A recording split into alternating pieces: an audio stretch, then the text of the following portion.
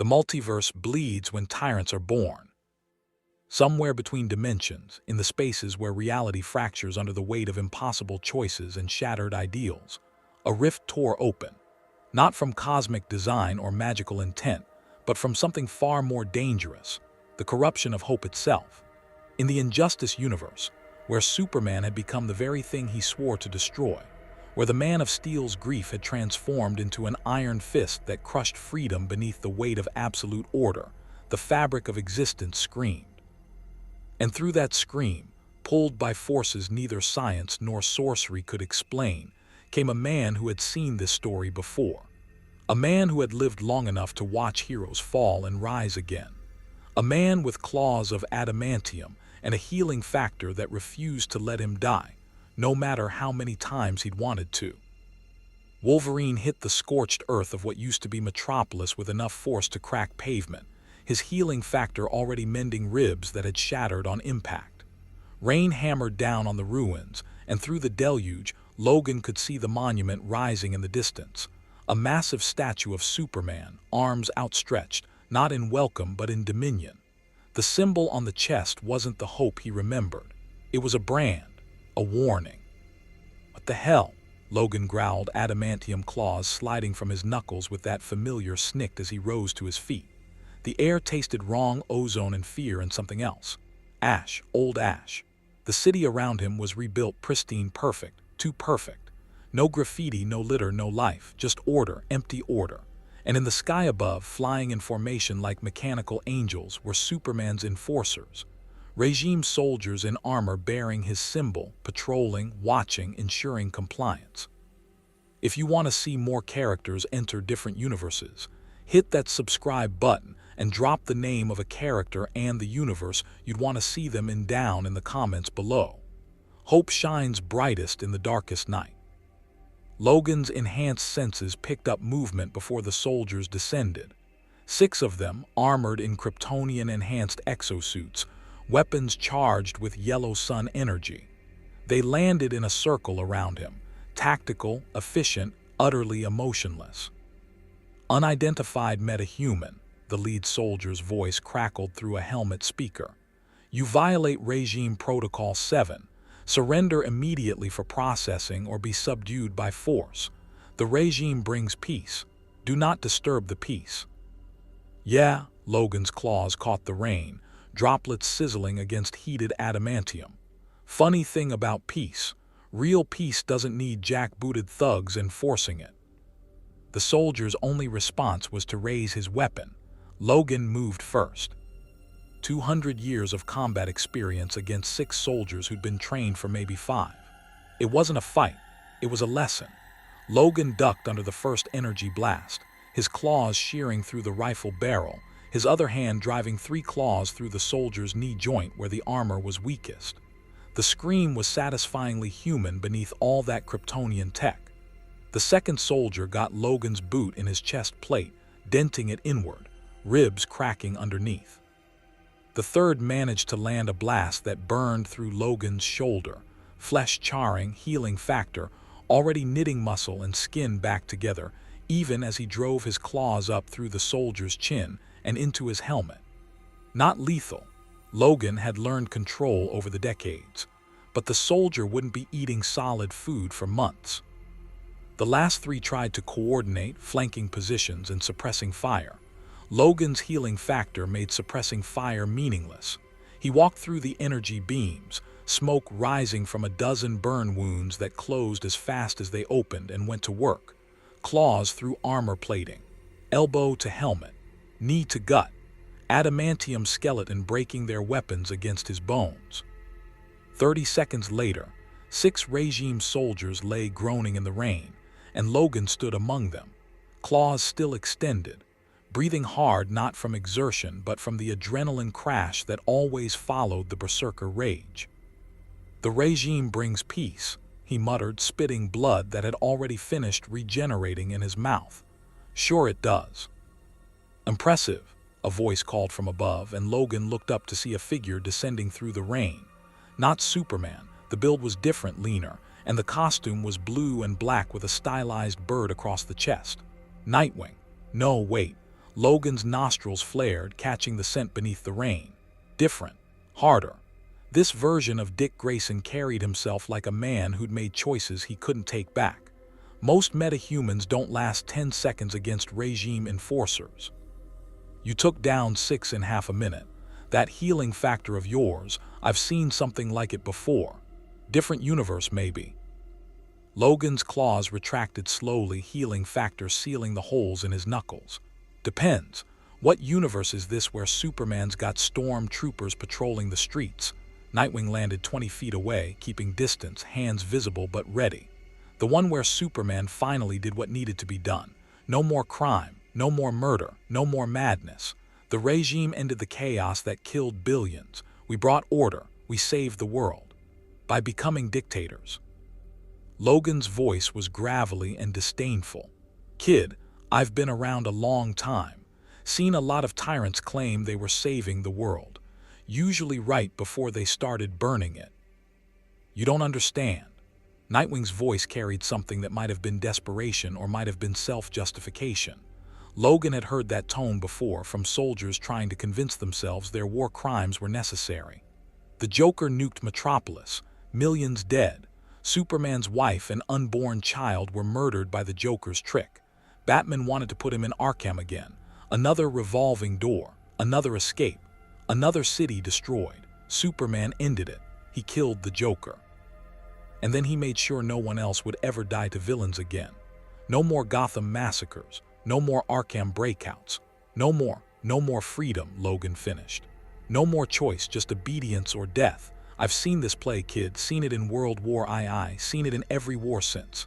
Good men who think murdering freedom is justified if it saves lives. The problem is, once you start down that road, you don't stop. You can't stop, because every new threat needs a harder response. Every dissenter becomes an enemy, every question becomes treason. And one day you wake up and realize you ain't the hero anymore. You're the monster wearing a hero's face. Nightwing's stance shifted, combat ready. You're insurgency. Batman sent you. Don't know any Batman here. Don't know any Superman. Just got pulled through some kind of dimensional hole and landed in your fascist paradise. Logan's claws slid out again, gleaming in the rain. But if Superman's become what you're describing, then yeah, I'm insurgency. Because I've spent 200 years fighting tyrants and I ain't about to stop now. Then you'll be subdued and brought before Superman for judgment. Nightwing's eskrima sticks crackled with electricity. The regime cannot allow threats to peace too. The energy blast came from the ruined building to Logan's left, a massive beam of green light that would have vaporized Nightwing if Logan hadn't moved. His healing factor made him fast, faster than a human, and he tackled Nightwing out of the beam's path, both of them hitting the ground hard. The building behind them exploded in emerald fire. Regime scum, a voice roared, and from the shadows emerged a figure in a yellow and black costume, energy rifle raised. Booster gold but scarred harder, his costume patched and repatched.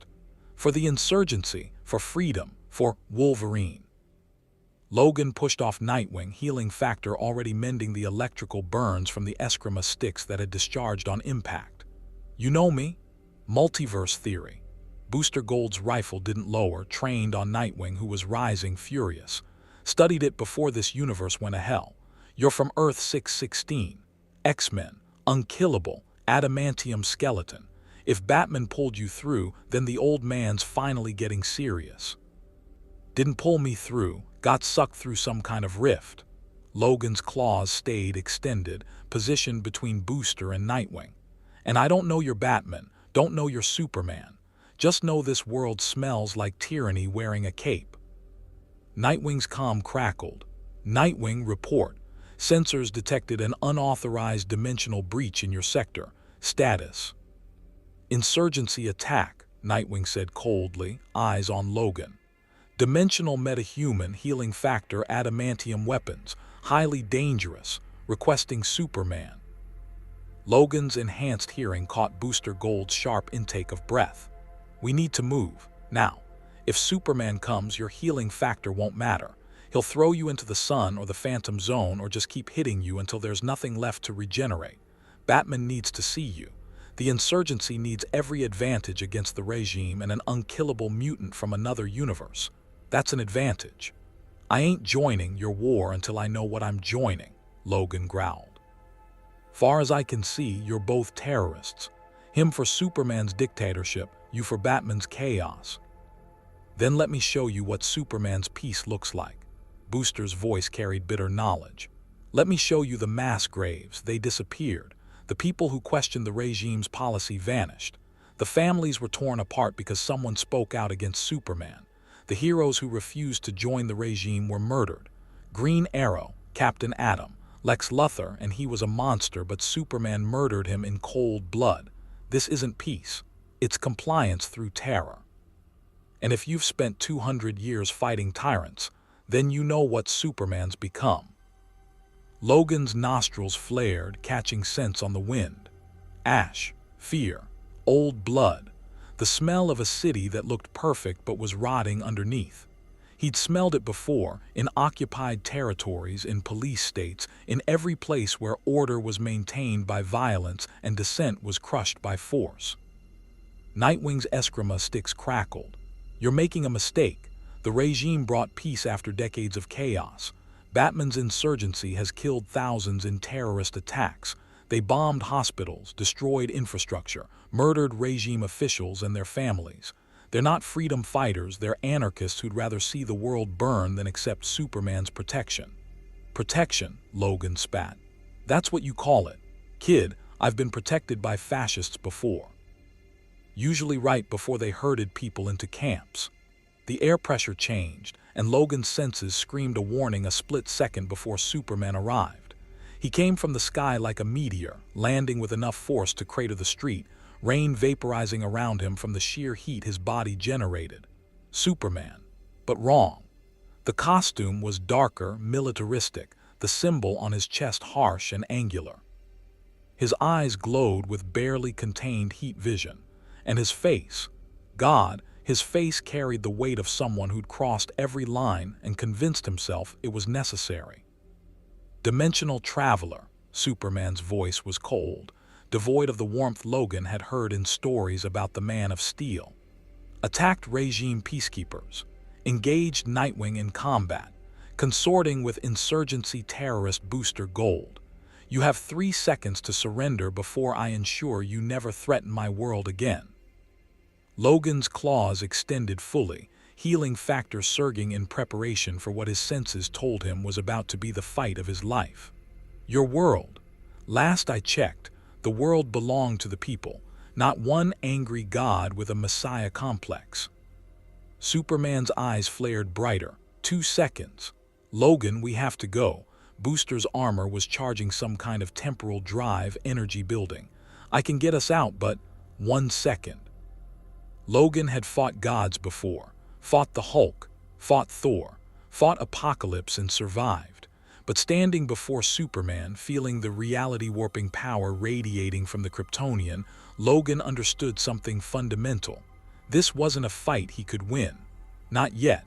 Not without understanding the board he was playing on. But retreat wasn't surrender. Retreat was a strategy. Rain check, Boy Scout, Logan growled. But we ain't done, not by a long shot. Booster's temporal drive flared and the world twisted, and Logan found himself in darkness, absolute and complete, until lights flickered on, revealing a cave. The Batcave. But not any Batcave Logan had ever imagined. This one was a military bunker, weapons everywhere, holographic displays showing regime troop movements, casualty counts, tactical assessments. And standing in the center, still wearing the cowl despite the gray in his hair visible beneath it, was Batman. Bruce Wayne studied Logan with eyes that had seen too much, sacrificed too much, and refused to break. Wolverine, Earth 616, X-Men, unkillable, arrived through dimensional breach caused by reality destabilization. My reality destabilizing because Superman's corruption of the timeline created cascading multiversal fractures. I've been monitoring the breaches, hoping someone would come through who could help end this. Help end it. Logan's claws retracted, healing factor finishing repairs to damage he'd sustained from Superman's arrival shockwave. Old man, I don't even know what it is yet. Your world's got Superman as dictator and you running a resistance, and everyone's telling me their side's the right one." Batman's expression didn't change. "Then let me tell you the truth. 5 years ago, the Joker tricked Superman into killing Lois Lane and triggering a nuclear bomb that destroyed Metropolis. Millions died. Superman killed the Joker. And then instead of grieving, instead of accepting that even gods can't save everyone, he decided to save everyone by force. He established the regime, executed criminals without trial, murdered heroes who opposed him, conquered nations, created a totalitarian surveillance state that makes Orwell look optimistic. He became everything he swore to fight against. And you," Logan's voice was hard. "Booster said the insurgencies killed thousands, said you bombed hospitals. You become what you're fighting." "Yes," Batman's honesty was brutal. "I've made choices that haunt me, sacrificed people who trusted me, used tactics that betray everything I once stood for, because Superman gave me no choice. Every time I tried the moral path, he killed more people. Every time I held back, he tightened his grip, so I stopped holding back. And innocent people died, people who didn't deserve to be caught in this war. But if I stop fighting, Superman wins, tyranny wins. And everything, freedom, choice, humanity dies." Logan had heard this before too. The old necessary evil argument. The idea that you could fight monsters by becoming a monster and somehow stay human. Logan had fallen for that logic before, decades ago, when Weapon X convinced him Black Ops wet work was heroic. He'd killed under that justification, and it had nearly destroyed him. "So you want me to kill Superman," Logan said flatly. "Use my healing factor to get close, drive my claws through his skull, solve your problem."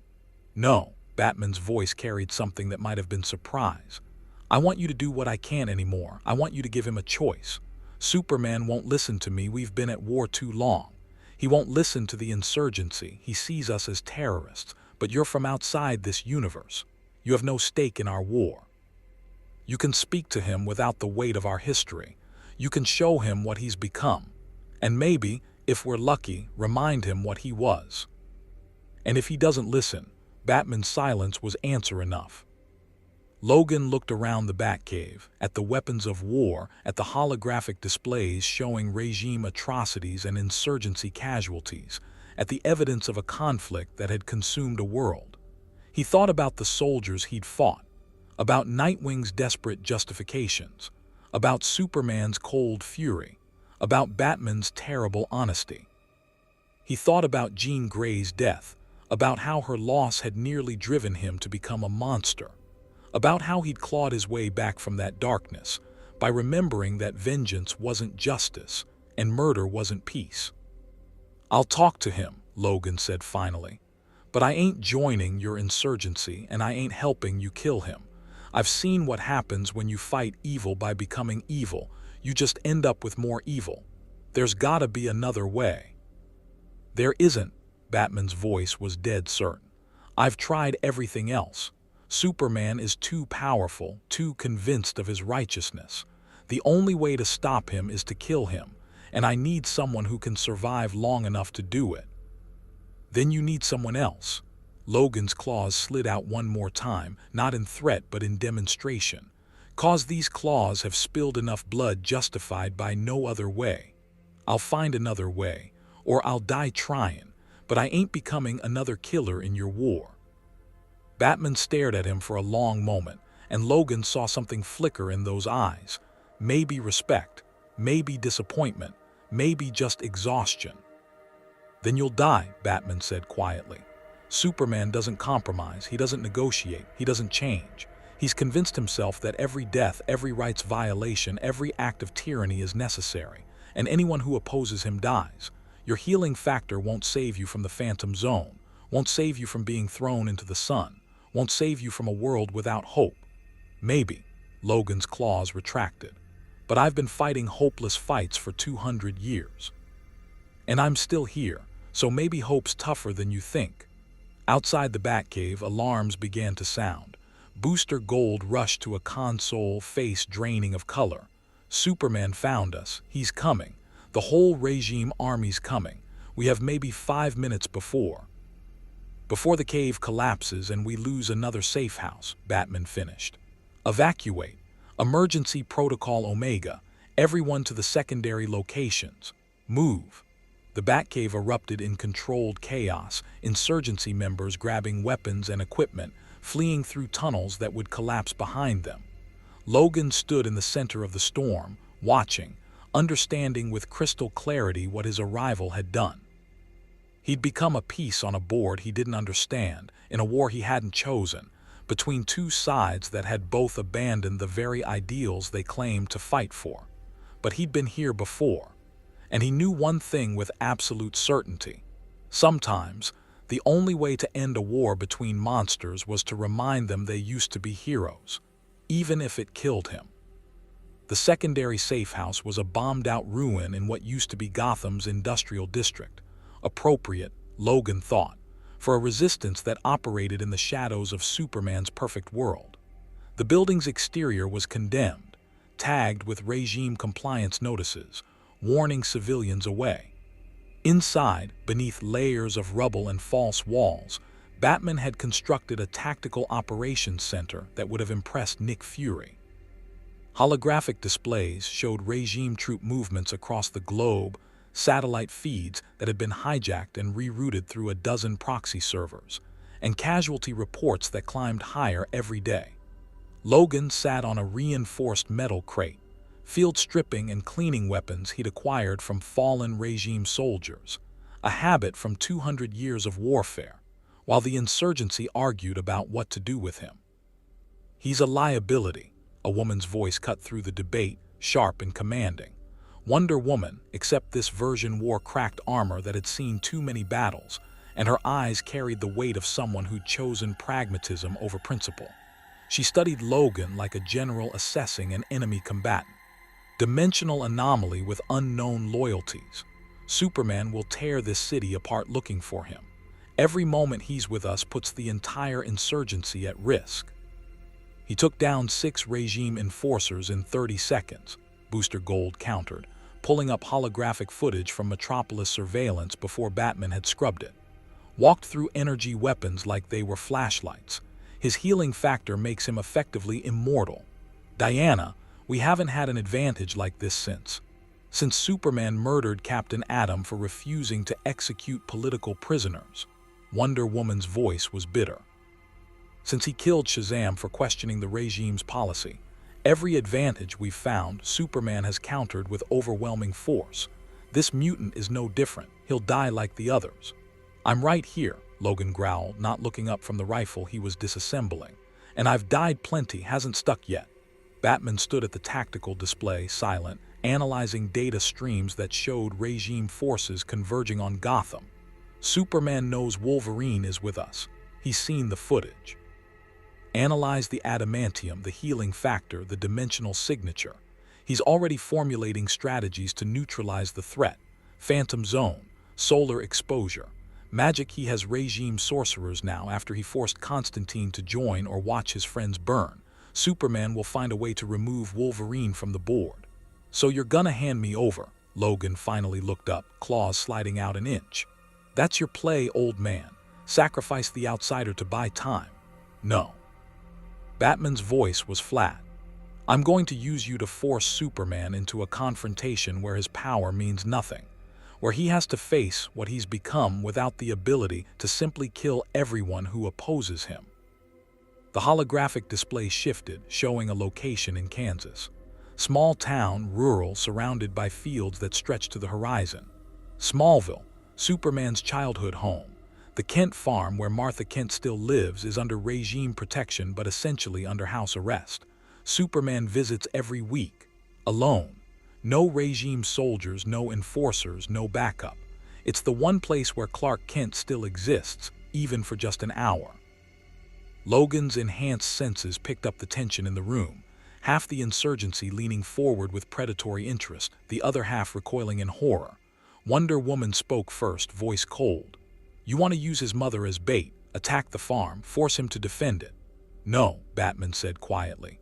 "I want Wolverine to talk to Martha Kent, show her what her son has become, And then, when Superman arrives, let her ask him if this is what Jonathan Kent would have wanted. The silence that followed was suffocating. Logan set down the rifle carefully, adamantium claws retracting. That's low, even for a resistance fighter, using a man's mother against him. Is it lower than executing prisoners without trial? Batman's eyes were hollow behind the cowl. Lower than disappearing anyone who speaks against the regime. Lower than murdering heroes who refuse to become tyrants. I've done worse, Logan, we all have, because Superman left us no choice. There's always a choice, Logan said, standing. The question is whether you have the guts to make the hard one instead of the easy one. Using his mother is easy. It's manipulative. It's exactly the kind of thing that'll prove to Superman his enemies are just as ruthless as he is. Then what do you suggest? Wonder Woman's hand rested on her sword hilt. Wait for him to kill more innocents. Watch as he extends the regime to every nation on Earth. He's already conquered 60% of the world. In 5 years, there'll be nowhere left to hide. No freedom left to fight for. Logan looked around the room, at the exhausted fighters who'd lost everything to this war, at Batman's militarized paranoia, at Wonder Woman's warrior pragmatism twisted into something dark. He saw himself reflected in their faces, saw the Weapon X operative he'd been, the killer who'd justified every atrocity as necessary. I suggest I go to Smallville alone, Logan said. No insurgency backup, no attack plan, just me talking to Martha Kent about her son. And when Superman shows up, and he will, I tell him the truth, not Batman's truth, not the insurgency's truth, the truth about what happens when you let grief turn you into a monster. Batman studied him for a long moment. He'll kill you. But I've had worse deaths. Logan's healing factor had brought him back from nuclear fire, from molecular disintegration, from wounds that should have been fatal 1,000 times over. And maybe, just maybe, if I'm willing to die telling him he's wrong, he'll listen. 'Cause I got nothing to gain here. No side in your war. No agenda except stopping a tyrant before he destroys what he's trying to save. He won't listen, Wonder Woman said with absolute certainty. Superman is beyond reason. Beyond redemption. The only language he understands now is force. Overwhelming, lethal force. And your healing factor, impressive as it is, won't survive what he can do. Then I die, Logan shrugged. But at least I die knowing I tried something besides murder and terrorism. At least I die knowing I didn't become what I was fighting. The explosion rocked the safe house before anyone could respond, concrete and steel shrieking as something massive tore through the building's reinforced walls. Logan's healing factor kicked into overdrive, mending damage from falling debris, and through the dust and chaos he saw them. Regime soldiers, dozens of them, pouring through the breach with military precision. But they weren't here for a fight. They were here for an arrest. Insurgency members, a voice boomed through loudspeakers mounted on hovering drones. You are surrounded by regime peacekeeping forces. Surrender immediately and face trial for your crimes against peace. Continued resistance will result in immediate execution. You have 30 seconds to comply. Batman's cowl tilted toward a hidden screen. Superman's offering terms. He's never offered terms before. Because he wants the dimensional traveler alive. Wonder Woman drew her sword, divine metal gleaming. He wants to study him, understand how the breach occurred, prevent future dimensional incursions that might threaten regime stability. We're just leveraging. Logan's claws extended with that familiar snick, adamantium catching the emergency lighting. How many ways out? 3 tunnels, Batman said, fingers flying across a hidden console. But regime forces will have mapped them. They'll have soldiers waiting at every exit. This is a kill box. 20 seconds, the loudspeaker blared. Through his enhanced senses, Logan tracked the regime soldiers' positions, 40 in the immediate area, probably 200 surrounding the block. Military-grade weapons, Kryptonian tech armor, kill teams trained to execute superhumans. The insurgency had maybe 15 fighters in the safe house, exhausted from the evacuation, running on fumes and desperation. It wasn't a battle, it was a massacre waiting to happen. I'll go, Logan said. I surrender, give myself up. They want me, they can have me. No reason for anyone else to die today. They'll dissect you. Booster Gold's voice was tight. Study your healing factor, your adamantium. Use it to create regime super soldiers that can't be killed. You'll become a template for Superman's perfect enforcers. Maybe, Logan acknowledged. Or maybe I get close enough to Superman to tell him what he needs to hear. Either way, insurgency doesn't get slaughtered today. Batman's hand shot out, gripping Logan's shoulder with surprising strength for a human. If you do this, you become a weapon he'll use against us. Your healing factor means he can torture you indefinitely for information about dimensional travel, about your universe's heroes and technology, about anything that might help him extend regime control beyond this Earth. You'll break. Everyone breaks. And when you do, you'll give him everything. Logan met Batman's eyes, and in that moment, two men who'd spent lifetimes fighting monsters recognized each other. Old man, I've been tortured by the best, been brainwashed by Weapon X, mind-controlled by telepaths, broken by enemies you can't imagine. And I'm still me, still standing, still fighting. Superman wants to torture me for information. Logan's grin was feral. Let him try. Cause pain's the one thing my healing factor can't protect me from. I'll feel every second of it. And I'll spit in his eye anyway. 10 seconds. The insurgency members were moving into defensive positions, weapons raised, preparing for a last stand. Logan could smell their fear, their exhaustion, their desperate resignation. These weren't soldiers anymore. They were survivors clinging to a war they couldn't win, fighting because surrender meant death or worse. He'd seen it before, in every resistance movement that had fought against overwhelming tyranny. Sometimes they won. Usually they died. Always the cost was measured in innocent blood. 5 seconds. Logan walked toward the breach, claws extended, heading directly toward the regime soldiers who tensed at his approach. Behind him, he heard Batman's voice, quiet and carrying the weight of terrible knowledge. If you betray us. If I betray you, you'll kill me, Logan finished. Or try to, I know how this works. He stepped through the breach into the killing zone, into the midst of 50 regime soldiers with weapons trained on his skull, and raised his hands, claws still extended, making it clear he was dangerous even in surrender. I'm the dimensional traveler Superman wants. The insurgency's got nothing to do with me. I don't know their plans, their locations, their strategies. Just pulled me out of a dimensional rift an hour ago. You want someone to blame for whatever I did in Metropolis. I'm right here. The regime soldiers held formation, but Logan could smell their uncertainty. They'd been trained to execute threats, not negotiate with them. The loudspeaker crackled again, and this time Logan recognized the voice, Nutwang, still trying to convince himself that serving Superman was heroic. Wolverine, slowly retract your claws. Kneel. Place your hands behind your head. Any aggressive movement will be met with lethal force. Lethal force, Logan snorted. Kid, I've survived lethal force that turned you into vapor, but sure, let's play it your way. His claws retracted with deliberate slowness, and he knelt on the rubble-strewn ground, hands moving behind his head. Just promise me one thing, take me to Superman, not his soldiers, not his interrogators, him. I got words for your boss, and he's gonna hear 'em.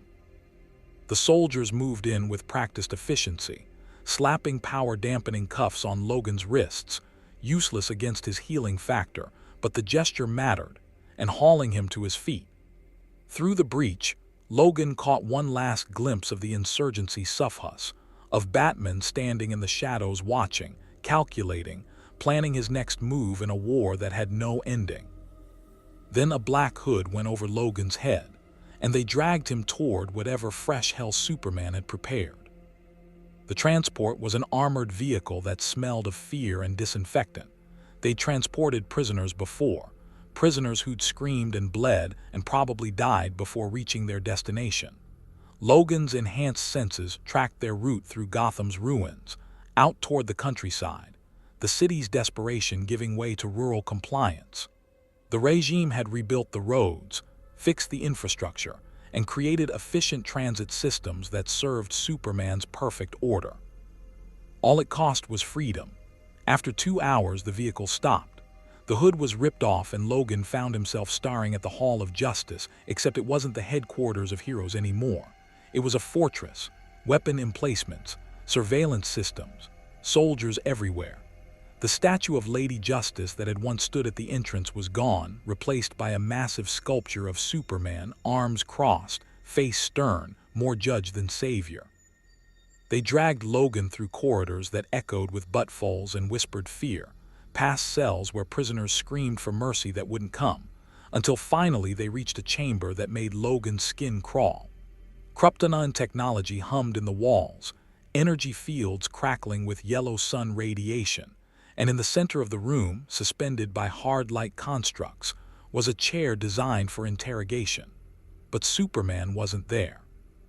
Instead, standing beside the chair with a medical kit that looked more like a torture arsenal, was the last person Logan expected to see. Lex Luthor, except this version wore a regime uniform, his bald head gleaming under harsh lights, and his eyes carried the fanatical gleam of a true believer. Wolverine, Earth 616, X-Men, fascinating. Luthor's voice was clinical, detached, the tone of a scientist examining a particularly interesting specimen.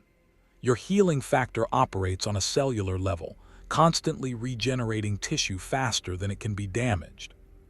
Your skeleton has been laced with adamantium, an indestructible alloy that makes your bones unbreakable, and your claws capable of cutting through virtually any substance. You're effectively immortal. You're Luthor, Logan growled. Superman's enemy, the hell you done in a regime uniform? Enemy? Luthor laughed, sharp and humorless.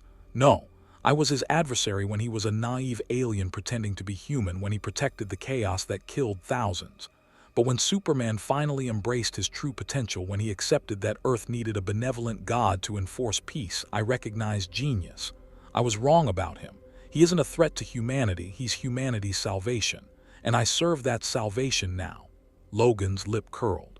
You're a sellout. Traded whatever principles you had for a place at the tyrant's table. I traded idealistic resistance for pragmatic reality, Luthor corrected, approaching with a device that looked like a fusion of scalpel and energy weapon. The world under Superman's regime has 97% less violent crime, 0 terrorist attacks.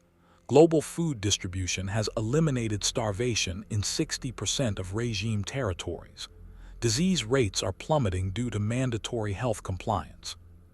These aren't the numbers of tyranny, Wolverine. These are the numbers of civilization finally achieving its potential.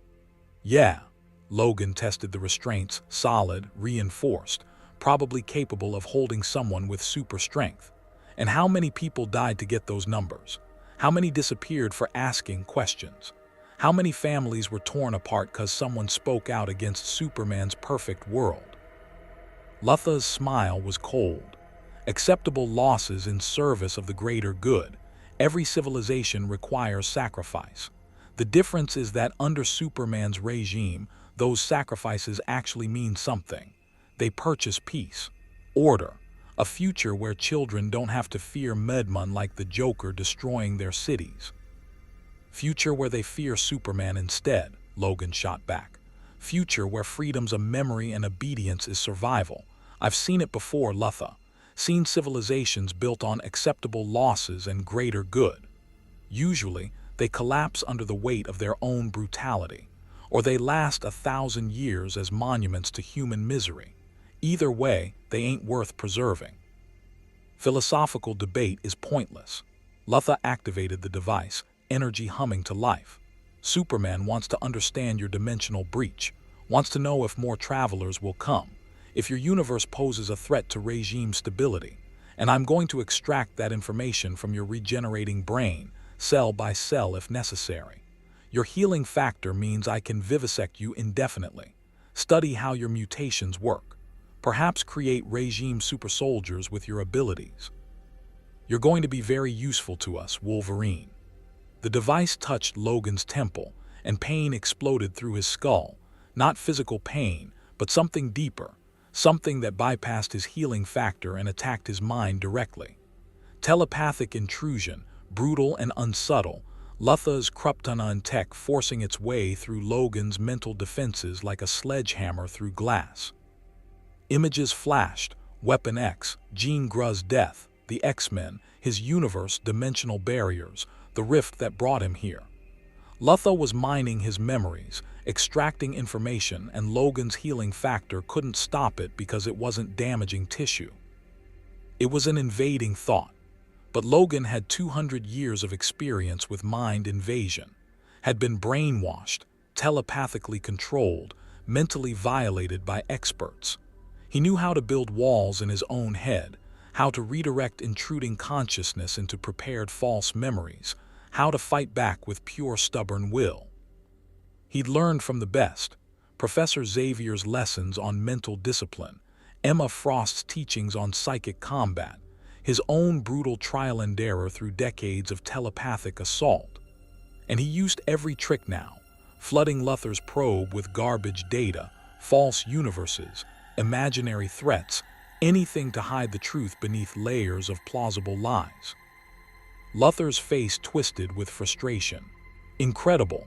Your mind is rebuilding its defenses as fast as I break them down. The healing factor extends to mental structures, but it doesn't matter. I'll simply increase that's enough, Lex. The voice cut through the chamber like divine judgment, and Logan opened his eyes, when had he closed them, to see Superman standing in the doorway.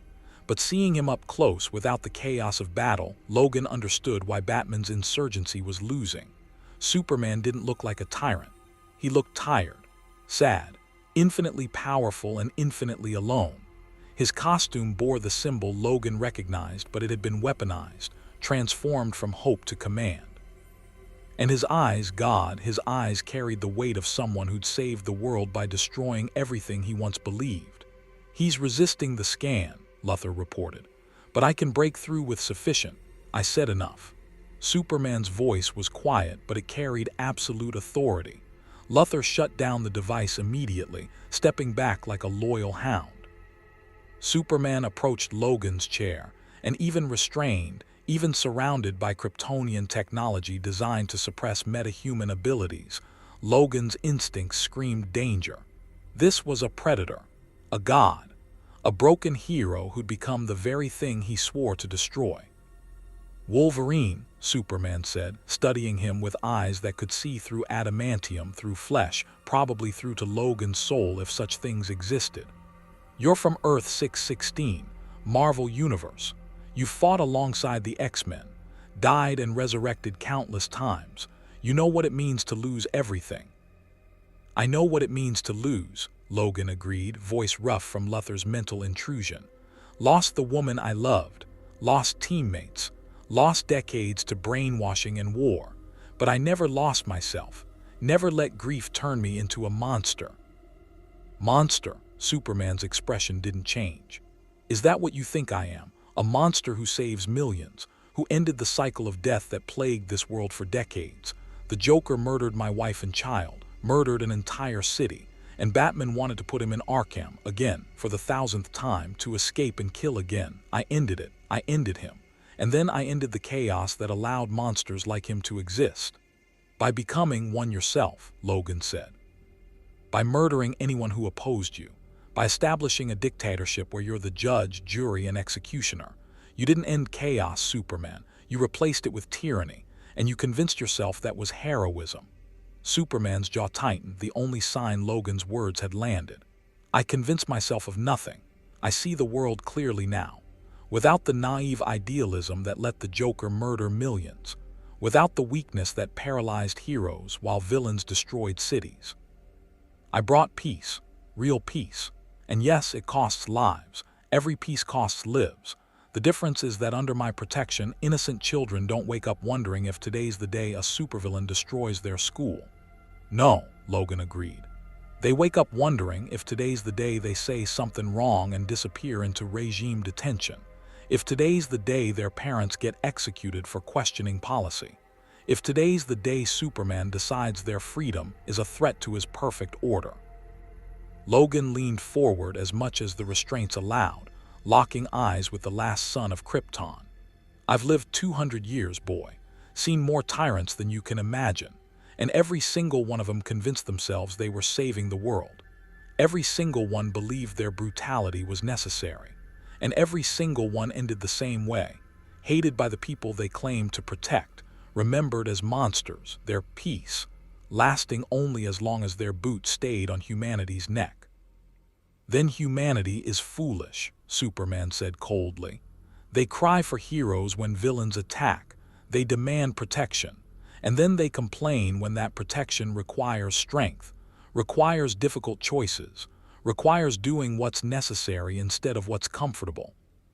"Difficult choices," Logan's laugh was bitter. "That's what you call murder now. What do you call oppression? Kid, I've made difficult choices, killed when I had to, done things that haunt me, but I never convinced myself that macking those choices made me a hero. Never thought that spilling blood for peace was anything but a tragedy. You think you're righteous, think you're saving the world, and that's what makes you dangerous, 'cause you can't see what you've become." Superman's heat vision flickered just for a moment and Logan prepared for vaporization, but it didn't come. Instead, Superman spoke, voice carrying something that might have been pain. "What have I become? I've become what this world needed, what it always needed, a protector strong enough to actually protect." Batman had his chance. 70 years of putting villains in revolving door prisons. 70 years of the Joker escaping and killing thousands. 70 years of pretending that justice without teeth was anything but weakness, and it got Lois killed. It got my son killed. It got Metropolis destroyed. So yes, I became something else, something necessary. "Something broken," Logan corrected. "Superman, I get it. I lost Jean Grey, a woman I loved more than life itself. And when she died, I wanted to burn the world, wanted to kill everyone responsible. Wanted to become the weapon X made me and just destroy everything until the pain stopped. But I didn't. You know why? 'Cause Jean wouldn't have wanted that. 'Cause becoming a monster wouldn't have honored her memory. It would have betrayed everything she stood for." Logan's voice dropped, carrying the weight of 2 centuries. "Would Lois want this? Would she want you killing in her name? Would your son want you turning Earth into a prison camp because you couldn't save him?" Just a moment, just one heartbeat, Superman's facade cracked. Logan saw the man beneath the god, saw Clark Kent drowning in grief and rage and terrible certainty. Saw someone who'd lost everything and convinced himself that preventing others from losing was worth any price. Then the moment passed and Superman's expression hardened back into divine judgment. "Lois would want the world saved, and that's what I've done. Release him." Luthor blinked. "My lord, release him," Superman repeated. "Remove the restraints. Wolverine isn't a prisoner, he's a guest, and guests don't get tortured in my regime." The restraints opened with a pneumatic hiss, and Logan stood slowly, healing factor mending the damage from Luthor's mental probe. He faced Superman without fear, not because he was brave, but because fear was useless against someone who could kill him in 1,000 different ways. "A guest," Logan said. "That's what you call people you kidnap." "I call you someone who might understand," Superman said. "You've lived centuries, fought wars, made impossible choices. You know what real peace costs, and I want you to see what that peace looks like. Not through Batman's propaganda, not through insurgency lies, through your own eyes. Walk through my world, Wolverine. See the cities without crime, the children without fear, the civilization I've built, and then tell me I'm wrong." Logan studied him. This god in a man's costume, this broken hero who'd become a tyrant, this grieving father who'd convinced himself that absolute control was love. And Logan understood Batman's desperation, because Superman wasn't wrong about everything. The peace he'd created was real. The lives he'd saved numbered in millions. But the freedom he'd destroyed was real too. And history had proven, over and over, that peace without freedom was just slavery with better infrastructure. "I'll take your tour," Logan said finally. "See your perfect world, but I ain't gonna lie to you, Superman. I ain't gonna tell you you're right when I can smell the fear in every city. I ain't gonna pretend tyranny is heroism just 'cause you gilded the cage." Superman's expression didn't change. "Fair enough. Lex, arrange accommodations for our guest, full access.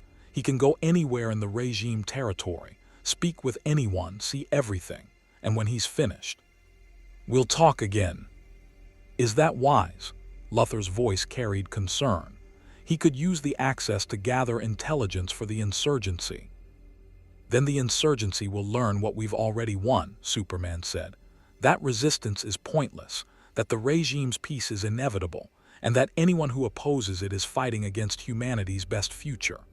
He turned to leave, cape swirling, then paused. One more thing, Wolverine. My world is under my protection. If you attack regime personnel, harm innocents, or attempt to aid the insurgency, I will stop you. Permanently. Your healing factor makes you difficult to kill. It doesn't make you impossible, and I've killed gods before. Yeah, Logan said quietly. I bet you have.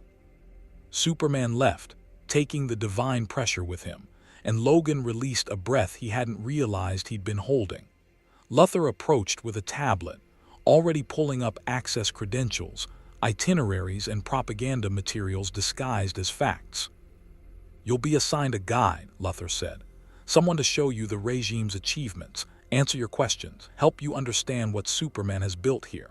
Don't need a babysitter, Logan growled. Nevertheless, Luthor's smile was sharp. You'll have one. Can't have our dimensional guest getting lost, or finding his way into restricted areas, or speaking with the wrong people. The guide who entered was young, maybe mid-20s, wearing a regime uniform with frightening pride. Blonde, athletic, and carrying herself with military precision. She saluted Luthor, then studied Logan with curiosity tempered by wariness. Wolverine, she said. I'm Lieutenant Sarah Chen, Regime Public Relations Division.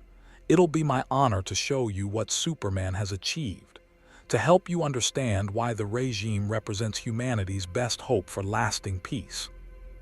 Logan looked at her bright eyes, her genuine belief, her absolute certainty that she served the right cause. He'd seen that look before, in Nazi soldiers who believed in the Reich, in Soviet officers who served Stalin, in every brainwashed true believer who traded freedom for security and convinced themselves it was enlightenment. Let's get one thing straight, kid, Logan said. I ain't here to be convinced. I ain't here to join your regime. I'm here 'cause Superman wants to prove he's right, so please show me your perfect world. Show me the piece he bought with blood and terror, and I'll tell you exactly what I see. Lieutenant Chen's smile never wavered. Fair enough.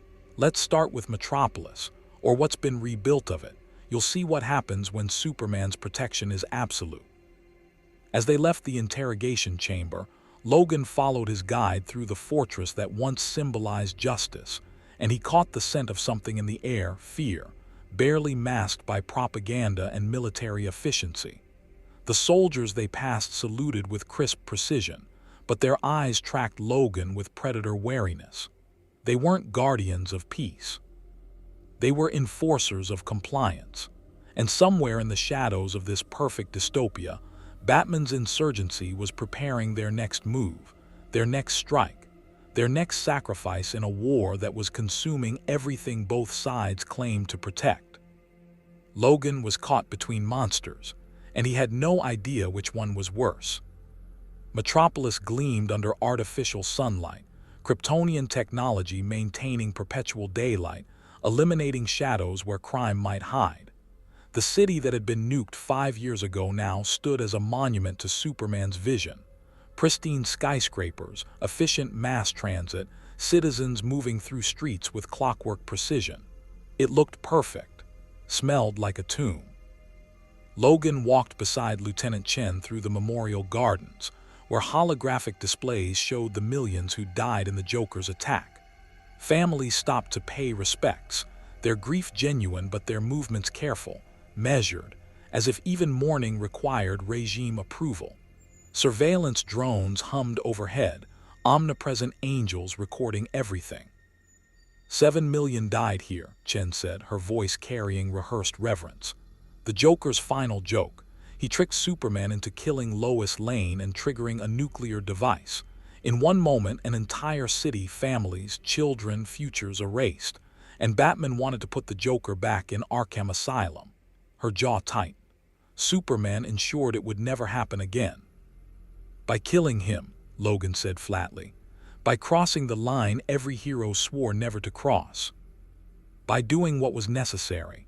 Chen gestured to the rebuilt city around them. Look at Metropolis now. 0 murders in 5 years, 0 assaults, 0 theft. Crime is statistically non-existent because criminals know Superman is watching, always watching. The regime brought peace through certainty, certain protection for the innocent, certain punishment for the guilty. Logan's enhanced senses told different stories from Chen's propaganda. He smelled the fear underneath Metropolis's perfection. Citizens moving too carefully, avoiding eye contact with the patrol drones, conversations dying when regime soldiers passed.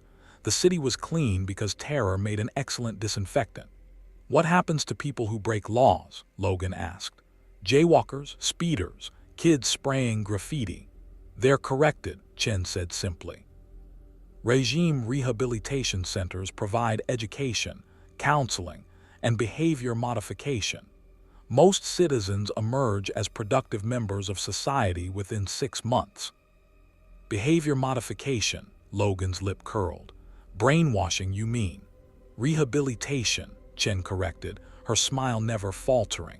Would you prefer the old way, criminals released to commit more crimes, revolving door justice that protected villains while victims suffered? The regime ended that cycle. Now everyone has the opportunity to contribute to civilization instead of destroying it. They passed a massive statue of Superman. He stood triumphant, 1 foot on a shattered Arkham Asylum sign, symbolism so heavy-handed it would have been laughable if it wasn't terrifying. Children played at its base, their laughter genuine, but their games supervised by regime childcare specialists who ensured appropriate behavior. Even play had rules in Superman's paradise. Logan spotted him then, a man in his 40s, standing slightly apart from the memorial crowds, staring at the holographic displays with an expression that wasn't quite compliance. The set of his shoulders, the way his hands clenched and unclenched, the bitter twist of his mouth, Logan recognized dissent. That man, Logan said, nodding toward him. He a criminal. Chen followed his gaze and something flickered across her face, uncertainty or maybe concern. That's Marcus Webb. His family died in the Metropolis bombing. He's complicated. Complicated how? He lost his wife and 2 daughters in the attack. Superman's regime saved him from revenge spiraling into self-destruction, provided housing, therapy, and purpose. But sometimes he questions regime policy. Nothing serious, just grief expressing itself inappropriately. Mind if I talk to him? Chen's hand moved to her communicator instinctively. I'm not sure that's. Superman said I could talk to anyone, Logan reminded her. See everything. Or was that just pretty words to hide the fact that your perfect world can't handle questions? Her jaw tightened, but she nodded. Of course, the regime has nothing to hide, but I'll need to remain present, for your safety and his. Logan approached Marcus Webb, his footsteps deliberately heavy on the Memorial Garden's pristine pathways. The man didn't look up until Logan was beside him, standing in silence before the holographic names of the dead, 7 million souls reduced to light and data. Hell of a thing, Logan said quietly. Losing people you love. Marcus's voice was hollow. You lost someone, Jean Grey, a woman I loved more than life. Died saving the world, died because of power she couldn't control, died and came back and died again. Felt like my heart got ripped out through my chest every time. Still does. Then you understand. Marcus finally looked at Logan and his eyes carried the weight of someone who'd survived when surviving felt like punishment. You understand what Superman did. Why did he do it? The Joker murdered my family, murdered millions, and Superman stopped him, permanently, ended the cycle. And then, Marcus's voice cracked. Then Superman decided to end all the cycles, all the crime, all the chaos, and my daughter's memory became justification for a police state. Their deaths became propaganda for a regime that monitors every conversation, tracks every movement, and disappears anyone who speaks too loudly against peace. I wanted justice for my family. Not this. Lieutenant Chen stepped forward, her smile strained. Mr. Webb, you're still grieving. The regime understands. But spreading misinformation about our protection services. Misinformation. Marcus's laugh was broken glass. My neighbor questioned a regime curfew last month. Asked why we needed surveillance drones in a world without crime. He hasn't been seen since. His wife got a notice saying he was in extended rehabilitation. That's not protection. That's disappearing people who ask inconvenient questions. Your neighbor violated regime protocol, Chen said, voice hardening.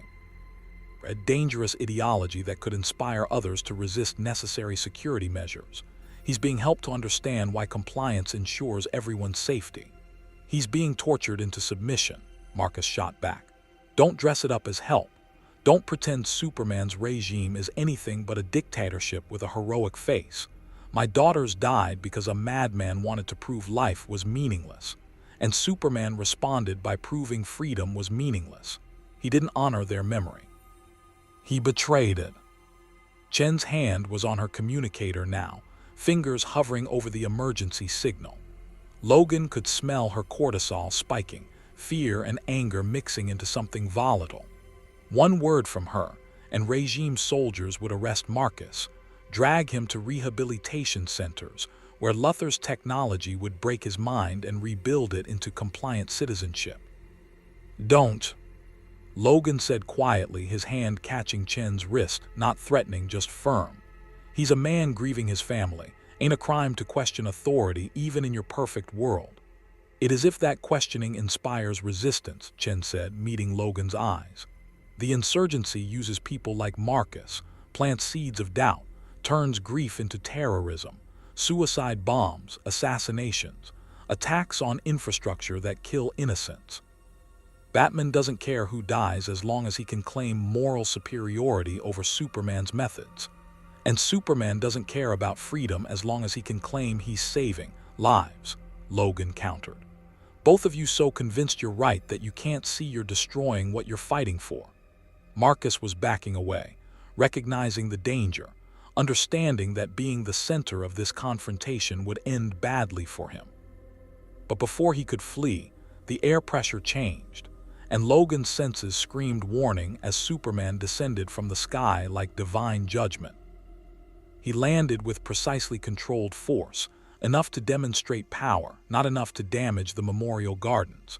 His cape settled around him like wings, and his expression was unreadable as he studied the three of them: Logan, the dimensional traveler; Chen, the loyal soldier; and Marcus, the grieving dissenter. Mr. Webb, Superman's voice was gentle, almost kind. I understand your pain. I've lived with similar pain every day since Lois died. But speaking against the regime in public spaces, spreading doubts about our protection services, that's dangerous. Not for you, for others who might hear and misunderstand. Misunderstand what? Marcus's voice shook, but he stood his ground, courage born from having nothing left to lose. That you've become a tyrant, that my daughters died to a monster and you responded by becoming one, that everything you claim to protect is just control dressed up as heroism. Superman's jaw tight, heat vision flickering behind his eyes for just a moment before control reasserted itself. I understand grief makes people say things they don't mean. Lieutenant Chen, ensure Mr. Webb receives extended counseling services. Voluntary, of course, but strongly recommended. No. Logan stepped between Superman and Marcus, claws sliding out with that familiar snick. Not an attack, a statement. Man's got a right to his grief without Bane threatened into silence. You have a right to question authority without disappearing into your rehabilitation camps. That's what freedom means, Superman, even when it's inconvenient. The memorial garden went silent. Citizens who'd been paying respects fled, understanding that when Superman and an unknown metahuman faced off, survival meant distance. Surveillance drones closed in, recording everything, probably transmitting to regime command centers across the globe.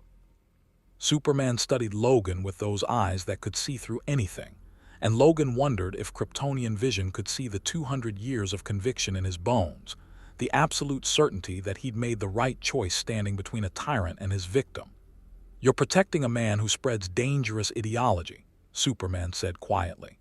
Ideology that gets people killed when they believe the insurgency's lies and join terrorist cells. Marcus's words might seem harmless, but they're seeds of chaos. And I won't let chaos return to this world. Then you've already lost, Logan said, because freedom is chaotic, life is messy, And the moment you decide control matters more than choice, you stop being a hero and become a warden. Your citizens ain't people anymore, they're prisoners who happen to live in a nicer cell. They're alive, Superman countered. Their children are alive. They don't wake up wondering if today's the day the Joker bombs their school or Poison Ivy releases toxins in their water supply or Lex Luthor. He stopped, catching himself. Or when Luthor was a villain before he understood what I was building. They're safe, Wolverine, and that safety is worth the price of their absolute freedom to make choices that get them killed. Is it? Logan gestured to Marcus, who stood frozen between hope and terror. This man lost everything to the Joker, lost his family, his world, and instead of helping him grieve, you're threatening him with rehabilitation because his grief doesn't match your narrative. You saved his body, Superman, but you're killing off mountains. Every civilization requires structure, requires rules, requires enforcers who ensure those rules are followed. For 70 years, Batman's way failed. Villains escaped, killed thousands, escaped again in an endless cycle. I ended that cycle, and yes, it requires enforcement. Requires people like Marcus to understand that public dissent weakens civilization's foundations. But the alternative, the chaos you're defending, that killed 7 million people right here. So don't lecture me about souls when I'm saving lives. Logan's claws extended fully, adamantium catching artificial sunlight. You want to talk about alternatives? Let's talk about Jean Grey. When she became the Phoenix, she had godlike power, could have remade the universe in her image, could have imposed perfect order, eliminated all threats, saved everyone by controlling everyone.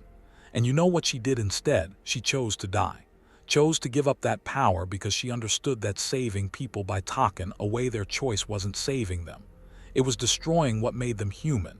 She had your power, Superman, had your grief, but she didn't become a tyrant. She remained a hero. Jean Grey isn't here, Superman said coldly. She isn't protecting Earth from threats you can't imagine. It isn't holding civilization together while terrorists like Batman tear it apart. I am. And I won't apologize for doing what's necessary to ensure another Metropolis never happens, even if that means becoming worse than the monsters you're fighting. The question hung in the air like a thrown knife, and for just a moment, Logan saw Superman flinch, not physically, but something behind his eyes acknowledging the accusation. Then the moment passed and divine certainty returned. "Lex," Superman said into his communicator, not breaking eye contact with Logan. "Our guest seems to have formed opinions about the regime based on insurgency propaganda. Show him the other side. Show him what Batman's resistance has cost." "My lord," Luthor's voice crackled through, "are you certain? The black site footage." "Show him everything," Superman ordered. "If Wolverine wants to see monsters, let him see what the insurgency has done in the name of freedom." The transport took Logan to Gotham, or what remained of it. Unlike Metropolis's sterile reconstruction, Gotham was a war zone, with bombed buildings serving as stark reminders of insurgency tactics. Lieutenant Chen remained his escort.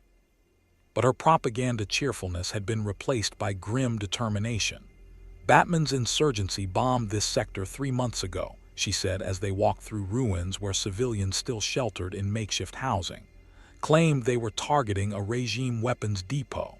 The depot was there 2 blocks away, but their explosives hit residential buildings. 73 civilians died, 29 were children." Logan's enhanced senses picked up the scents, old blood, fear, ash that still carried traces of the explosives used. Civilian casualties weren't regime propaganda. They were real. The insurgency had killed these people, and no amount of justification about fighting tyranny changed that body count. "Batman approved the strike?" Logan asked. "Batman doesn't approve strikes anymore," a new voice said, and Logan turned to see Damian Wayne, Robin, except this version wore armor that looked more military than heroic, and his eyes carried his father's coldness without his father's restraint. "He doesn't approve of anything, just targets. The insurgency follows his targets, and if civilians die in the process, Batman calls them necessary casualties in the war for freedom." "Sound familiar? You're Bruce's son," Logan observed. "But you wear Superman's symbol." "I wear the symbol of peace," Damian corrected. My father taught me that justice requires action, that warriors don't hesitate when enemies threaten innocence, but he also taught me that justice without victory is meaningless. Superman offers victory. Batman offers endless war and pretends sacrifice makes him heroic. They moved deeper into Gotham's ruins, past regime checkpoints where soldiers distributed food and medical supplies to civilians. The aid was real, people eating, wounds treated, families sheltered. But so was the surveillance, the mandatory registration, the soldiers who tracked every recipient and noted any hesitation to express gratitude. The regime feeds them, Logan said, and tracks them, controls them, helps them only as long as they submit. Would you prefer Batman's approach? Damian gestured to the ruins. Leave them to starve. Abandon them because helping requires infrastructure that requires control. My father chose his ideology over people's survival. Superman chose people's survival over ideological purity. I know which choice is heroic. Luthor was waiting at the final checkpoint, a fortified regime base on Gotham's outskirts. He pulled up holographic displays that showed insurgency attacks across the globe, hospitals bombed, infrastructure destroyed, regime officials assassinated along with their families. The body count climbed into thousands, each number representing someone who died in Batman's war. This is what you're defending, Luthor said, his voice carrying clinical detachment. Batman's insurgency has killed more civilians than any supervillain since the Joker, and they call themselves freedom fighters. Call Superman a tyrant while murdering innocents to destabilize his peace. Tell me, Wolverine, which is more monstrous, Superman's enforcement of order or Batman's slaughter in the name of liberty? Logan stared at the numbers, at the faces of the dead, children, elderly, families caught between two sides that had both abandoned the principles they claimed to defend. He thought about the Weapon X program that had turned him into a killer, about the wars he'd fought where innocent casualties were called acceptable losses, about every time he'd justified violence as necessary and woken up haunted by the faces of the dead. It's all monstrous, Logan said finally. Superman's tyranny. Batman's terrorism, all of it. You've both lost sight of what you're fighting for. Both are convinced that your atrocities are justified because the other side's atrocities are worse. And meanwhile, people die, people suffer, people lose everything they have while you gods play war games with their lives. Then help us end it, Luthor said. Help Superman bring permanent peace. Your healing factor makes you effectively immortal. Your combat experience spans centuries. You could be the weapon that finally eliminates the insurgency's leadership. You could help save this world instead of watching it tear itself apart. By becoming a killer for Superman's regime, Logan's laugh was bitter. Been a weapon before, Luthor. I was brainwashed and pointed at targets and told I was serving the greater good. Spent decades cleaning blood off my claws, blood that belonged to people who were just in the wrong place when someone decided they were acceptable casualties. I ain't going back to that. Not for Superman, not for Batman, not for anyone. Then you're useless, Damian said coldly. An idealist who watches atrocities and does nothing because acting requires getting his hands dirty. My grandfather, Ra's al Ghul, called people like you detective. All observation, no action. At least Superman acts. At least he's willing to make hard choices instead of hiding behind principles while the world burns. Hard choices, Logan repeated. Every tyrant's favorite phrase, every murderer's justification. I've made hard choices, kid. Killed when I had to. Sacrificed when necessary. But I never convinced myself that made me righteous. Never thought spilling blood was anything but a tragedy. You're Superman. He thinks he's a hero. Thinks every execution, every disappeared dissenter, every freedom crushed is heroic. And that's what makes him more dangerous than any villain. The alarm started screaming before Damian could respond. Regime emergency protocols activating as something massive hit the base's outer defenses. Explosions rocked the compound, and through his enhanced senses, Logan smelled plastique, sulfur, and something else. Magic. Insurgency attack. Soldiers were shouting, scrambling to defensive positions. Southwest perimeter breached. Heavy metahuman presence. Constantine's magic disrupting sensors. We're blind. Logan's claws extended instinctively as chaos erupted around him. Through the smoke and confusion, he saw them. Insurgency fighters pouring through the breach, led by figures he recognized from comic books and legends. Harley Quinn, no longer the Joker's sidekick but a hardened revolutionary with explosives and rage. Black Canary, her sonic scream shattering regime armor. And at the center, coordinating the assault with tactical precision that would have impressed any military commander, was Barbara Gordon, Oracle, except this version wore combat armor and fought beside her soldiers instead of behind computers. Damian Wayne, Harley's voice was sing-song madness and cold fury. Superman's little lapdog, how many kids did you kill today for your boss's peace? How many families disappeared for questioning your perfect order? Damian was already moving, combat-trained instincts taking over, his sword cutting through insurgency fighters with lethal efficiency. But Logan wasn't moving. He stood in the middle of the battlefield, claws extended, watching both sides kill each other with absolute conviction they were righteous. Regime soldiers shooting insurgency fighters who were just trying to free political prisoners.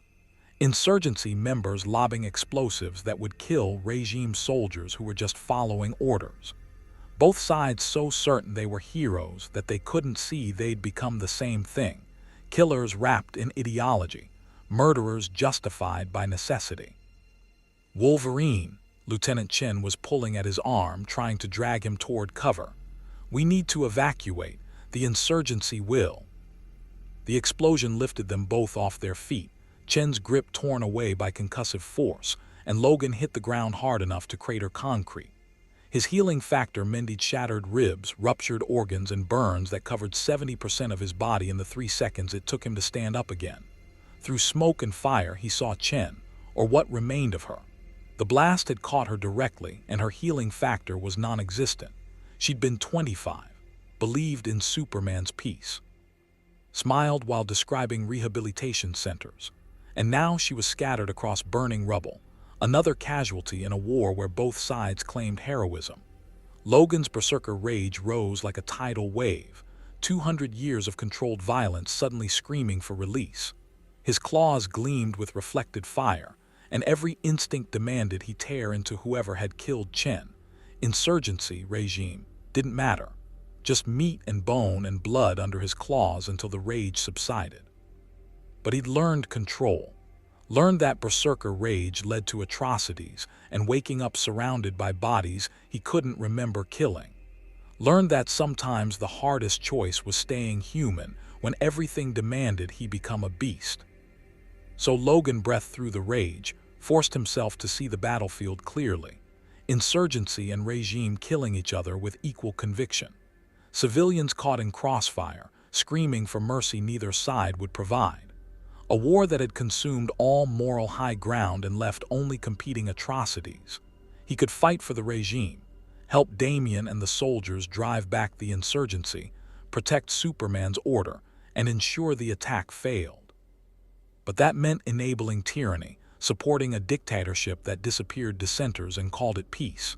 He could fight for the insurgency, help Harley and Oracle, strike a blow against Superman's control, free the political prisoners.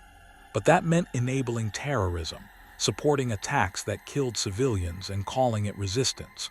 Or he could reject both sides, stand in the middle of their war and refuse to be a weapon for either. It wasn't a choice, it was a statement. Logan slammed his claws into the ground with enough force to crack foundations and roared. Not words, just sound, primal and furious, and carrying 2 centuries of rage at gods who played with human lives. Both sides froze for just a moment, startled by the dimensional traveler who stood at the battle's center, covered in blood and fire. Enough, Logan's voice cut through explosions and screams. All of you, this ain't heroism, this ain't resistance, this is just murder wearing different flags.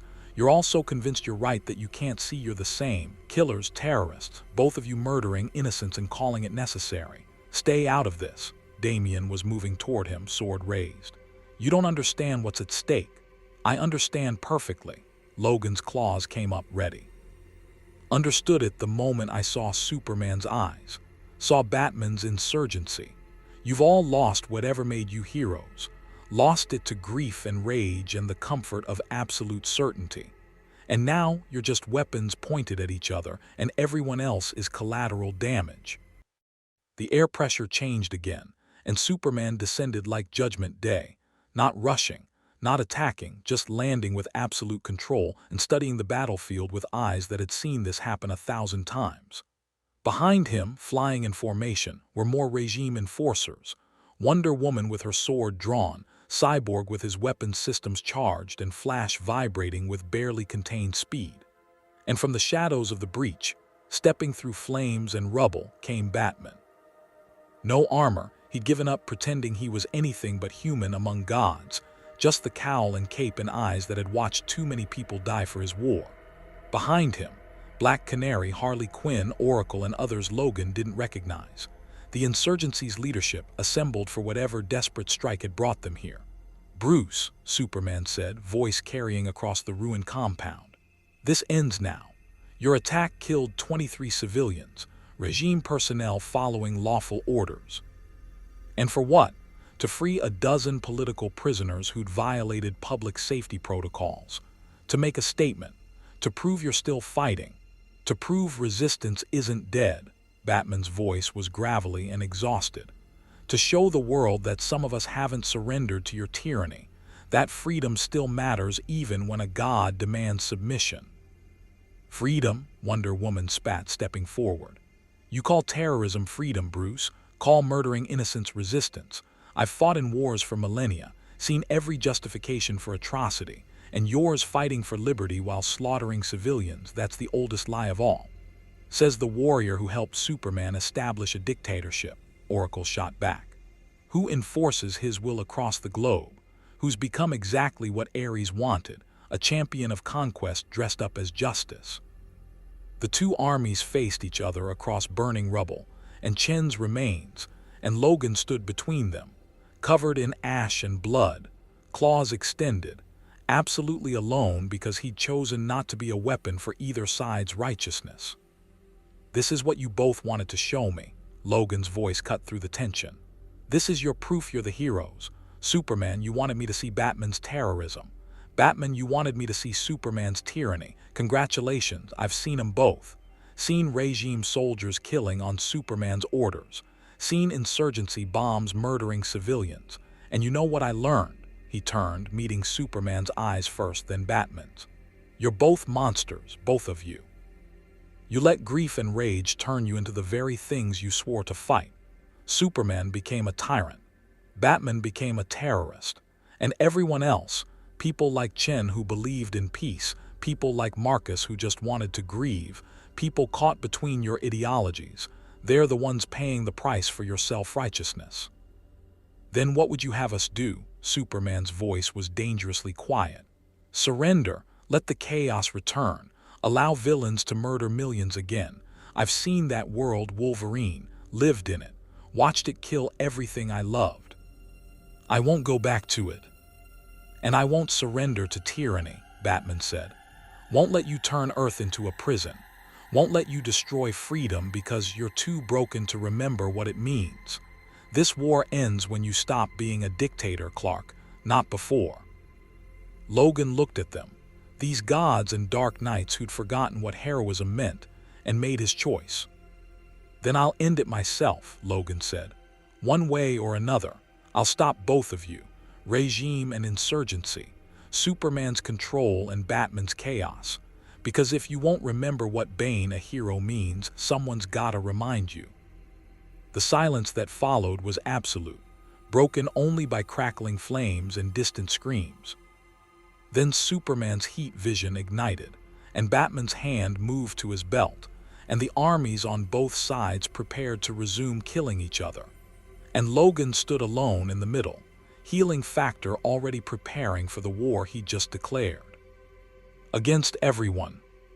The battle exploded before anyone could speak, Superman's heat vision lancing toward Logan with enough intensity to melt steel. Batman's explosive batarangs arcing through the air, both sides interpreting Logan's declaration as an attack rather than a desperate plea for sanity. Logan moved on pure instinct, 200 years of combat experience screaming through his nervous system as he dove beneath Superman's heat vision, felt the air superheat where his head had been, rolled through the batarang explosions and came up running. Not toward either army, away from both. After him, Damian's voice cut through chaos. He's declared himself an enemy of the regime. Capture, not kill, Superman ordered, already airborne, moving faster than Logan's enhanced senses could track. I want him alive for questioning about dimensional breaches. But the insurgency was moving too, Black Canary's sonic scream creating a sound barrier that slowed Superman's pursuit, Harley's explosives forcing regime soldiers into defensive positions, and through it all Logan ran, not fleeing, but refusing to be another weapon in their war.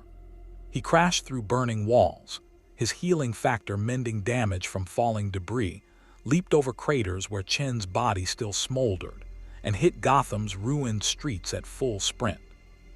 Behind him, the armies collided, regime versus insurgency, order versus chaos, both sides convinced they were righteous, both willing to kill anyone who stood between them and victory. The sounds of their battle, screams, explosions, Wonder Woman's war cry, Batman's tactical commands, chased Logan through Gotham's shadows. His enhanced senses mapped escape routes with Predator efficiency. Sewers 3 blocks east, abandoned subway tunnels 2 blocks north, rooftops offering vertical advantage everywhere.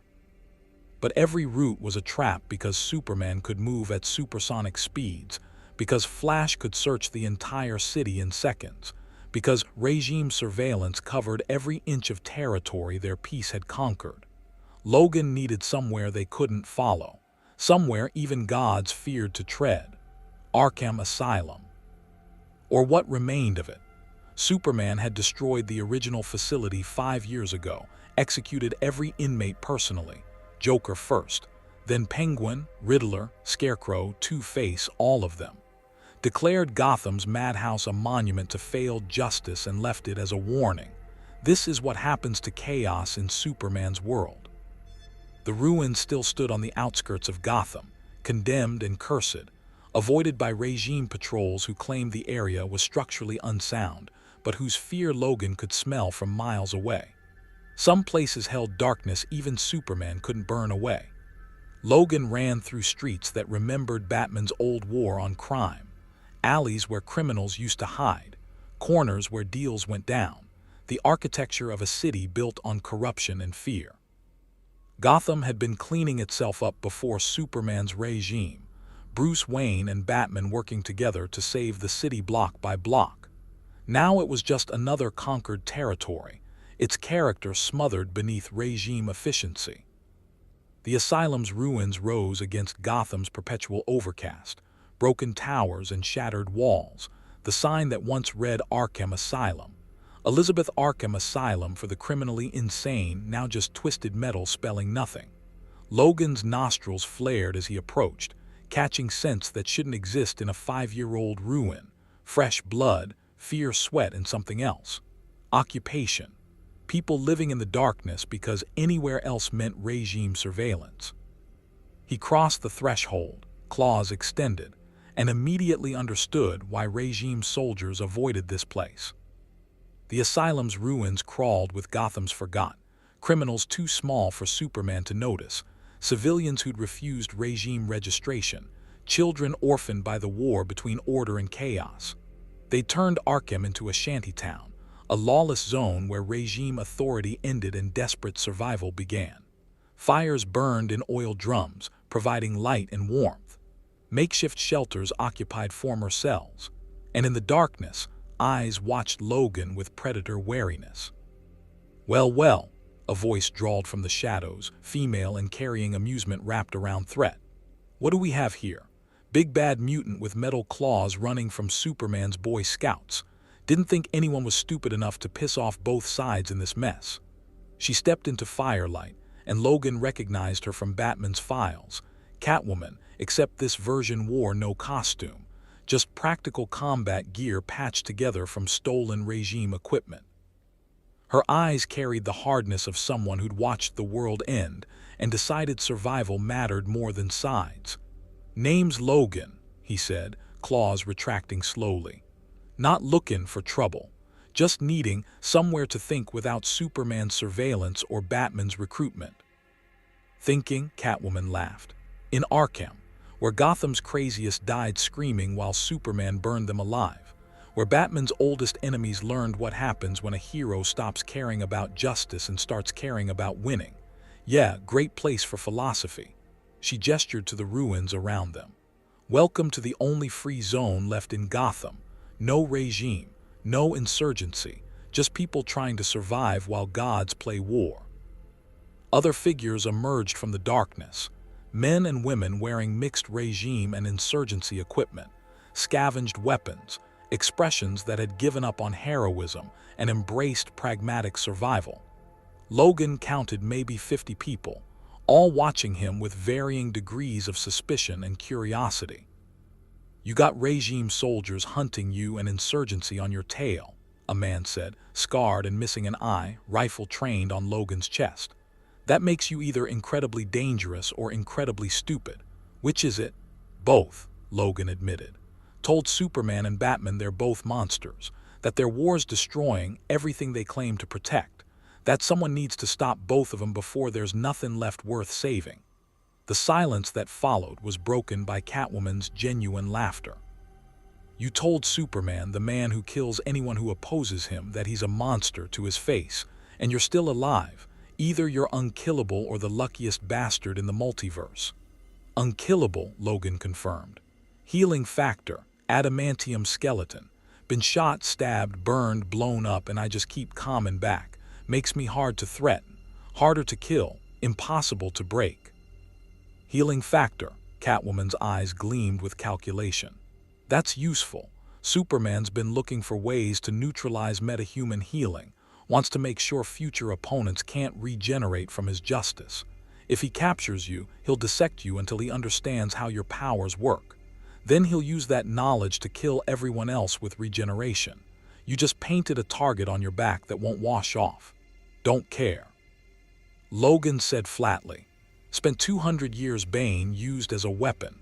Been tortured, studied, turned into a killer by people who thought they were doing the right thing. I know what happens when you become a tool for someone else's ideology, and I ain't doing it again. Not for Superman, not for Batman, not for anyone." The scarred man lowered his rifle slightly. 200 years? How old are you?" "Old enough to have seen this story before," Logan said. "Seen good men become tyrants because they convinced themselves murder was heroism. Seen resistance movements become terrorist organizations because they stopped caring about who they killed as long as they were fighting the right enemy. Superman and Batman, they're just the latest versions. And unless someone stops them both, this whole world's gonna burn." "Stop them," Catwoman repeated, voice flat. "Stop Superman, who can bench press planets and shoot lasers from his eyes. Stop Batman, who's got contingency plans to kill God and the paranoia to use them. Stop both sides of a war that's consumed this world for 5 years. One mutant with claws and attitude. Sure, that'll work." "Got a better plan?" Logan challenged. "Yeah," Catwoman said. "Survive, keep our heads down, stay out of regime territory, avoid insurgency recruiters. Don't pick sides, don't draw attention, and try not to die when Superman and Batman finally kill each other and take the rest of us with them. It's not heroic, it's not noble, but it's realistic." Logan looked around at the refugees in Arkham's ruins, people who'd given up on being saved, who'd accepted that the war between Titans would continue until nothing remained. He saw himself reflected in their exhaustion, their cynicism, their desperate pragmatism. This was what happened when heroes fell and no one rose to replace them. "Realistic," Logan repeated. "Yeah, survival's realistic, so's accepting tyranny, so's letting terrorists blow up civilians, so's watching the world burn and telling yourself there's nothing you could have done." His claws extended again, not in threat but emphasis. "I've lived 200 years Bane realistic, Bane practical, doing what was necessary instead of what was right. And you know what that got me? Nightmares. Ghosts, The faces of everyone I couldn't save because I was too busy surviving to care about heroism. Heroism's dead, the scarred man said. Superman killed it when he murdered the Joker. Batman buried it when he started bombing hospitals. There are no heroes left, Logan, just survivors and corpses. Then maybe it's time someone remembered what Bane, a hero, means, Logan said. Even if it gets them killed, even if it's impossible, even if everyone else has given up. Before anyone could respond, the asylum's ruins shook, not from explosions, but from something massive landing outside the walls. Through his enhanced hearing, Logan picked up the mechanical whir of advanced technology, the hum of yellow sun radiation collectors, and a voice amplified by speakers that made every word sound like a divine proclamation. Wolverine, Cyborg's synthesized voice echoed through the ruins. You are surrounded by regime peacekeeping forces. Superman has authorized non-lethal force to bring you into custody. Surrender immediately. Resistance will result in collateral damage to civilians sheltering in the condemned structure. You have 60 seconds to comply. The refugees in Arkham scattered like roaches exposed to light, fleeing deeper into the ruins, seeking shadows that might protect them from regime attention. Catwoman cursed, already moving toward hidden escape routes, but Logan caught her arm. They're here for me, he said. Not you. I go out there, surrender, maybe they leave the rest of you alone. Maybe, Catwoman said. Or maybe they decide anyone living in Arkham is an insurgency sympathizers. Maybe they burn this whole place down just to be sure. Superman's peace doesn't tolerate gray areas, Logan. You're either with the regime or you're an enemy. And everyone here just became enemies by talking to you. She was right. Logan could smell the regime soldiers surrounding Arkham, tactical formations designed to contain and eliminate, weapons charged and ready. This wasn't an arrest. It was an extermination waiting for justification. 45 seconds, Cyborg's voice boomed. Logan's mind raced through scenarios. Surrender and maybe save the refugees, probably get dissected by Luthor's scientists, definitely lose any chance of stopping Superman and Batman's war. Fight and guarantee civilian casualties when the regime forces stormed the asylum to capture him. Run and prove Catwoman right, that survival mattered more than standing for anything. All bad options, all ending in blood, unless he changed the game entirely. I got an idea, Logan said, voice low enough only Catwoman heard. Stupid idea, probably suicidal, but might buy everyone here time to scatter before the regime burns this place down. How stupid. I'm gonna make Superman an offer he can't refuse. Gonna challenge him to single combat. He and I no regime backup. No tricks. Just two people settling this like men instead of gods. Logan's grin was feral. If I win, he leaves Arkham alone. Leaves the refugees alone. Maybe starts questioning whether absolute power makes him right about everything. And when you lose, Catwoman asked, when he puts you through a wall or throws you into the sun or just keeps punching until there's nothing left to regenerate. Then I lose, Logan said simply, but at least I'll die standing for something instead of surviving for nothing. 30 seconds. Logan walked toward the asylum's main entrance, claws extended, healing factor surging in preparation for what every instinct told him was suicide. Behind him, he felt the refugees watching, people who'd given up on heroes watching someone stupid enough to believe heroism still mattered. He stepped through the broken doors into Arkham's courtyard, where Superman had personally executed the Joker 5 years ago. The ground still bore scorch marks from heat vision, and Logan's enhanced senses picked up trace elements of burnt flesh that no amount of rain had washed away. This was where Superman's war had begun, where the Man of Steel had crossed the line and convinced himself it was heroism, fitting place for it to end. Regime forces surrounded the courtyard, soldiers in Kryptonian-enhanced armor, drones hovering with weapons charged, and at the center, descending from the sky like judgment incarnate, was Superman. He landed 10 feet from Logan, cape settling around him, heat vision already building behind his eyes. You declared yourself an enemy of peace, Superman said, voice carrying across the courtyard. rejected the regime's protection, consort with civilians violating residency protocols in condemned structures. Under regime law, you're subject to immediate detention and processing. Under your law, Logan corrected. Under the rules you made up to justify absolute control. But I got a counteroffer, Superman, you and me, single combat, no regime backup, no overwhelming force, just two people who both think they're right, settling it the old-fashioned way. Superman's expression didn't change. You're challenging me to a fight. I'm challenging you to be a man instead of a god, Logan said. To prove your strength without hiding behind armies and technology and absolute power. You are so convinced your way is right, prove it, beat me one-on-one. And if you win, I'll submit to whatever you want. Dissection, imprisonment, execution, your choice. And if you win, Superman's tone suggested he considered that scenario impossible. If I win, you question yourself, Logan said. Question whether grief turned you into a monster. Question whether peace through tyranny is actually peace. Question whether Lois would recognize what you've become. And you leave these people alone. Let them survive in their ruins without regime interference. The regime soldiers stirred, uncomfortable with the idea of their leader accepting challenges from enemies. But Superman studied Logan with those eyes that saw everything, and something flickered in his expression. Not agreement, but curiosity. Maybe even hope that someone could prove him wrong, that someone could show him a path back from what he'd become. You can't win, Superman said finally. Your healing factor is impressive. Your combat experience is extensive, but I'm Kryptonian. I can move faster than you can think, hit harder than your adamantium can withstand. I could kill you in 1,000 different ways before your healing factor has time to activate. Yeah, Logan agreed. Probably, but I'm still challenging you, because someone's gotta stand up and say you're wrong. Someone's gotta be willing to die proving that absolute power doesn't make you absolutely right. Even if that someone's a 200-year-old mutant with claws and too much scar tissue to know when to quit.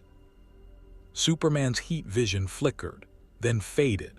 He studied Logan for a long moment, this dimensional traveler who'd rejected both sides of the war, who stood alone against tyranny and terrorism, who was offering himself as sacrifice to save refugees. Superman would have arrested without a second thought. Very well, Superman said finally. Single combat. No regime intervention unless you attempt to flee or endanger civilians. If you win, which you won't, I'll reconsider my methods, and I'll leave the Arkham refugees unmolested. He paused. But when I win, you submit completely. No resistance. No escape attempts. You become regime property, and I do with you whatever I deem necessary for the security of this world. Deal, Logan said, and his claws extended fully, adamantium catching the light from regime floodlights surrounding the courtyard. The regime soldiers pulled back, forming a perimeter but leaving the center clear. Through the broken walls, Logan sensed the Arkham refugees watching, drawn by morbid curiosity to see a man fight a god. Somewhere in Gotham's shadows, he knew Batman's surveillance was recording everything, analyzing, planning how to use this confrontation in the endless war. Let them all watch. Let them see what happened when someone stood for principle instead of pragmatism. Superman moved first, not at full speed, but fast enough that Logan's enhanced senses barely tracked the movement. A punch aimed at Logan's chest with enough force to shatter concrete. Logan twisted, not fast enough to dodge completely, taking the hit on his shoulder instead. His adamantium skeleton absorbed the impact, but the force lifted him off his feet and sent him flying 20 feet backward into Arkham's wall. The wall exploded. Logan's healing factor mended shattered ribs, collapsed lung, and internal bleeding in the seconds it took him to pull himself from the rubble. Superman was already there, heat vision lancing out, superheating the air around Logan's head. Logan dove beneath the beams, came up with claws extended, drove them towards Superman's throat in a killing blow he knew wouldn't land but committed to anyway. Superman caught Logan's wrist mid-strike, squeezed, and Logan felt his radius and ulna fracture even through adamantium reinforcement. The pain was white-hot and immediate, and Logan used it, channeled the berserker rage his healing factor always kept at bay. Let 200 years of violence and fury guide his other hand as he drove his claws towards Superman's eyes. The Kryptonian moved his head an inch, and the claws passed through empty air. Then Superman's other hand caught Logan's throat, lifted him off the ground effortlessly, and began squeezing.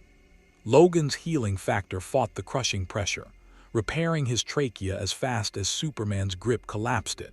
And for several seconds, Logan just hung there, drowning on dry land, claws scrabbling uselessly against invulnerable flesh.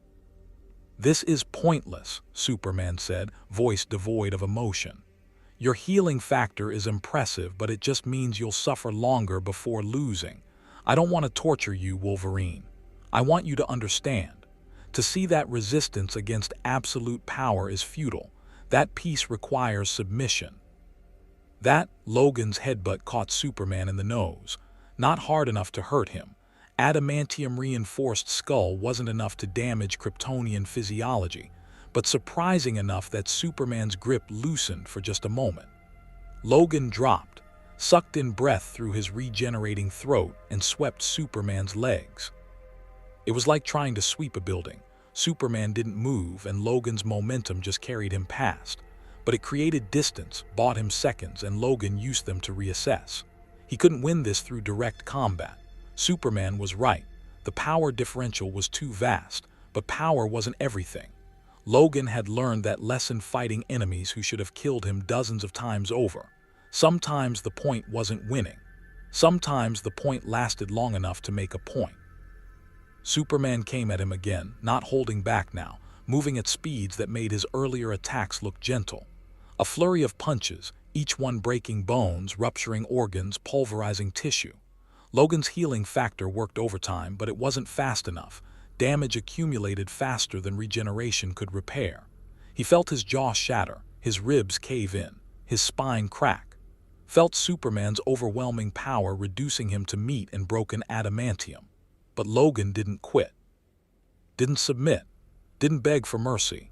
He kept fighting. Kept swinging his claws at invulnerable flesh. Kept standing up every time Superman knocked him down. Kept bleeding and healing and bleeding again, painting Arkham's courtyard red with regenerating tissue.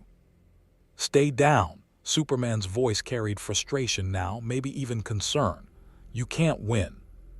You're just hurting yourself." Logan spat blood and teeth that were already regrowing. "Ain't about winning, Boy Scout, about showing you that some things are worth dying for even if everyone else forgot." He lunged again, claws extended, committing everything to a strike he knew would fail. Superman caught his arms, held him immobile, and Logan saw it then, the crack in Superman's certainty, the flicker of doubt in eyes that had been sure for 5 years. "Why?" Superman's voice was almost pleading. "Why keep fighting when you know you'll lose? Why refuse peace? Why choose chaos over order?" "Because." Logan's healing factor was slowing, accumulating damage, and finally overwhelming even his regeneration. "Because freedom matters more than safety, because people deserve the right to fail, to choose wrong, to be messy and chaotic and human. Your peace ain't peace, Superman. It's just a prison with better walls." "I saved billions," Superman said, but his voice carried uncertainty now. "Ended the cycle of death. Stopped the Joker and every villain like him. How is that wrong?" "You saved their bodies and killed their souls," Logan managed. "Took away what made them worth saving, just like your grief took away what made you a hero." Superman's grip tightened, and Logan felt his adamantium-laced bones beginning to bend under impossible pressure. This was it, the moment where Superman would break him completely, prove that power made right, ensure that Logan's challenge ended in absolute submission. But then Superman did something Logan didn't expect. He let go. Logan collapsed to his knees, healing factor working frantically to repair accumulated damage. Through blood and pain, he looked up at Superman and saw something in the Kryptonian's face that hadn't been there before. Doubt. "You're right," Superman said quietly, the words seeming to surprise him as much as Logan. "Lois wouldn't recognize me. My parents wouldn't recognize me. The man who believed people were inherently good, who fought for truth and justice and the American way, he died with Lois. And what replaced him? Superman looked at his hands, at Logan's blood coating his knuckles. What replaced him is what you said, a monster wearing a hero's face. The regime soldiers stirred, uncertain. This wasn't in their training, their leader questioning himself, acknowledging error, showing weakness. Through his enhanced hearing, Logan picked up their confused radio chatter, their requests for orders that weren't coming. But I can't stop, Superman continued. Can't go back. Because if I stop, if I admit I was wrong, then everyone I killed, Joker, Luthor when he was evil, Captain Atom, Shazam, all of them, they died for nothing. Their deaths only mean something if my peace was worth it. If the regime justified the cost, and if it didn't, his voice broke. If it didn't, then I'm just a murderer, a tyrant, everything I swore to fight. Logan forced himself to stand, healing factor finally catching up, bones resetting, organs regenerating. Superman, Clark, you can stop, can admit you were wrong, can try to fix this, won't bring back the dead, won't erase what you've done. But it'll mean their deaths taught you something instead of turning you into what killed them in the first place. How? Superman's eyes were desperate now. How do I stop when Batman's insurgency has killed thousands? When half the world is armed and ready to resist any change to the regime authority? When admitting I was wrong means chaos returns and people die? How do I choose between tyranny I control and chaos I can't? You don't choose between them, Logan said. You remember that sometimes the right choice ain't about control. Sometimes it's about trusting people to make their own choices, even when those choices are wrong. It's about Bane, a hero instead of a god. The moment hung suspended, Superman's doubt warring with 5 years of certainty, Logan's words against the weight of all the dead, the possibility of redemption against the comfort of absolute power. Then Batman's voice cut through the courtyard, cold and certain. He's lying to you, Clark, trying to weaken you, make you vulnerable. Don't listen to him. Batman stepped from the shadows, and he wasn't alone. The insurgency had followed, drawn by surveillance footage of Superman's doubt, seeing opportunity in the crack Logan had created. Wonder Woman materialized from the other side, regime forces moving to intercept, and the fragile moment of potential redemption was shattered as both armies prepared to resume their war. No, Logan roared, but it was too late. The battle erupted again. Insurgency versus regime, Batman's desperate gambit versus Superman's absolute power, and in the chaos, Logan saw his failure. He'd cracked Superman's certainty, created doubt, offered redemption. And Batman had destroyed it by proving that the insurgency would weaponize any weakness, that trust was foolish, that the war allowed no room for mercy or change. Superman's eyes hardened, doubt vanishing beneath renewed conviction. This is why, he said to Logan. This is why I can't stop. Because the moment I show weakness, Batman strikes. The moment I question myself, the insurgency kills more innocents. You were right about one thing, Wolverine. I've become a monster. But it's the only monster strong enough to hold civilization together. He rose into the air, heat vision charging. Regime forces contain all hostilities. Insurgency leadership is here. We end this tonight. No more surgical strikes. No more half measures. We burn their resistance to ash and rebuild peace from the ashes. You want ashes? Batman's voice was cold fury. I'll give you ashes, Clark. Insurgency, Protocol Omega, every safe house, every weapons cache, every civilian who's secretly supported us. Activate them all. Burn this whole world down if that's what it takes to stop you. And Logan, standing between armies that were both his enemies, realized with horrible clarity what he'd done. He'd forced Superman to confront his doubt, and Batman had proven that doubt was a weakness Superman couldn't afford. The war wasn't ending, it was escalating, and it was his fault. The world burned. Not metaphorically, literally. Batman's Protocol Omega triggered simultaneous insurgency strikes across the globe. Regime facilities bombed, infrastructure destroyed, hidden cells activated in a coordinated assault designed to prove that Superman's peace was built on sand. And Superman's response was equally apocalyptic. Regime forces deployed with orders to eliminate insurgency presence permanently. No prisoners, no mercy, no more pretending this was peacekeeping instead of war. Logan stood in Arkham's ruins watching civilization collapse because he tried to save it, and for the first time in 200 years, he felt truly helpless. His healing factor couldn't stop this. His claws couldn't cut through ideologies so entrenched that both sides would rather watch the world burn than admit they were wrong. He challenged Superman, hoping to crack his certainty, and instead he'd pushed both armies into mutual annihilation. The refugees were fleeing, Catwoman shepherding them through hidden tunnels while regime soldiers swept the asylum, executing anyone who resisted. Through his enhanced hearing, Logan tracked the screams, the gunfire, the desperate pleas for mercy that wouldn't come. He'd promised to save them. Instead, his challenge had painted them as insurgency sympathizers, targets for regime justice. Superman hovered above the battlefield, heat vision carving through the night, targeting insurgency positions with surgical precision. But Batman's forces were prepared. Magic users like Constantine creating barriers against heat vision, teleporters moving combatants before Superman could strike, tactics honed over 5 years of guerrilla warfare against a god. They couldn't win, but they could bleed him, make him work for every victory, force him to destroy more of the world he claimed to protect. Logan's claws extended as he made his choice, not between regime and insurgency, but against both. If he couldn't stop their war through words, he'd stop it through violence. Systematic, targeted, overwhelming violence that removed both armies' ability to continue fighting, starting with their weapons. He moved through the chaos like a ghost, healing factor allowing him to ignore incoming fire, claws shearing through regime weapon systems with adamantium efficiency. Soldiers tried to stop him. They might as well have tried to stop an avalanche. Logan wasn't fighting to kill anymore. He was fighting to disarm, to cripple both sides' capacity for destruction, even if it meant taking damage that would kill anyone else a dozen times over. A regime energy weapon discharged point-blank into his chest, burning through his torso and cauterizing his spine. His healing factor went into overdrive, regenerating carbonized tissue, reconnecting nerve endings, and Logan kept moving. Grabbed the weapon, crushed it with his bare hands, and moved to the next target.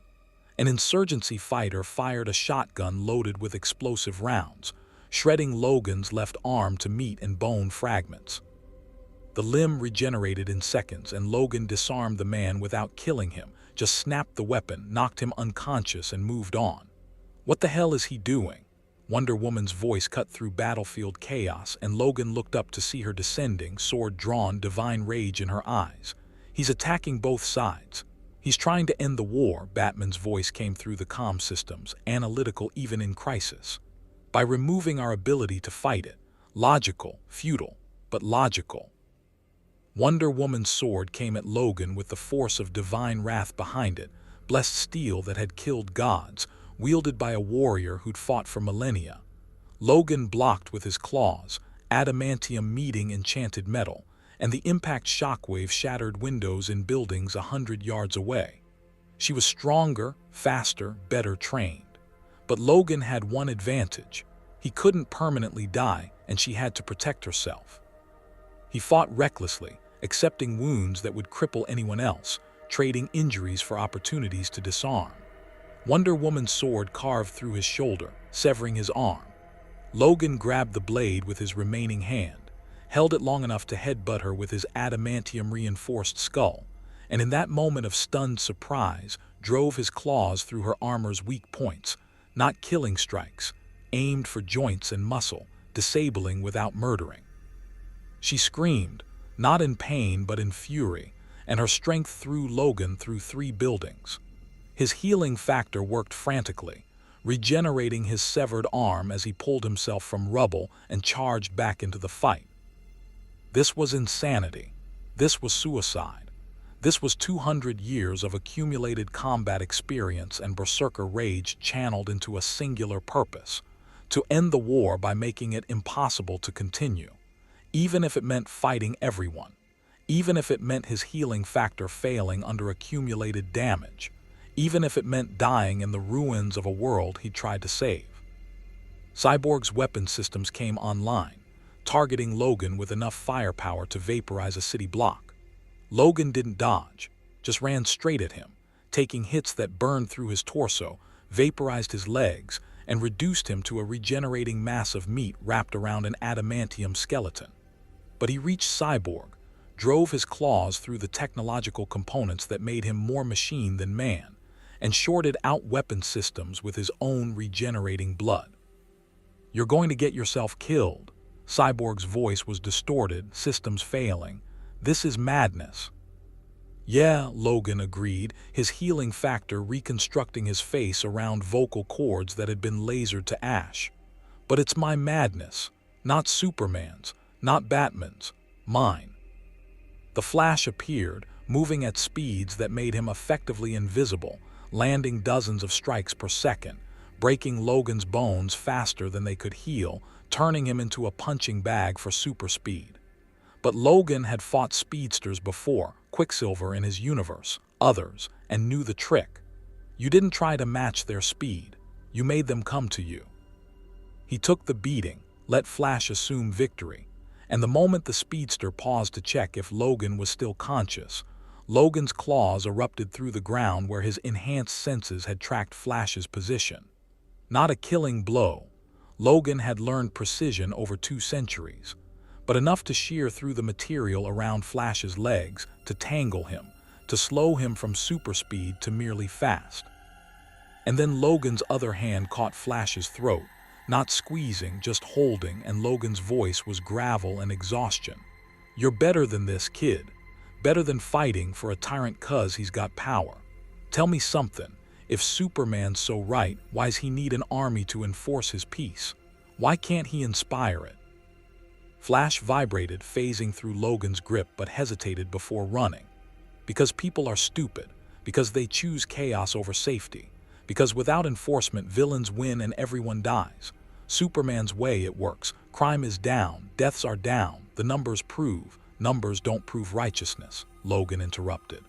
"Nazi Germany had great numbers too. Trains ran on time, infrastructure was efficient, and millions died in camps while people told themselves it was necessary. You ain't protecting people, Flash. You're enforcing submission. There's a difference." Flash's hesitation cost him.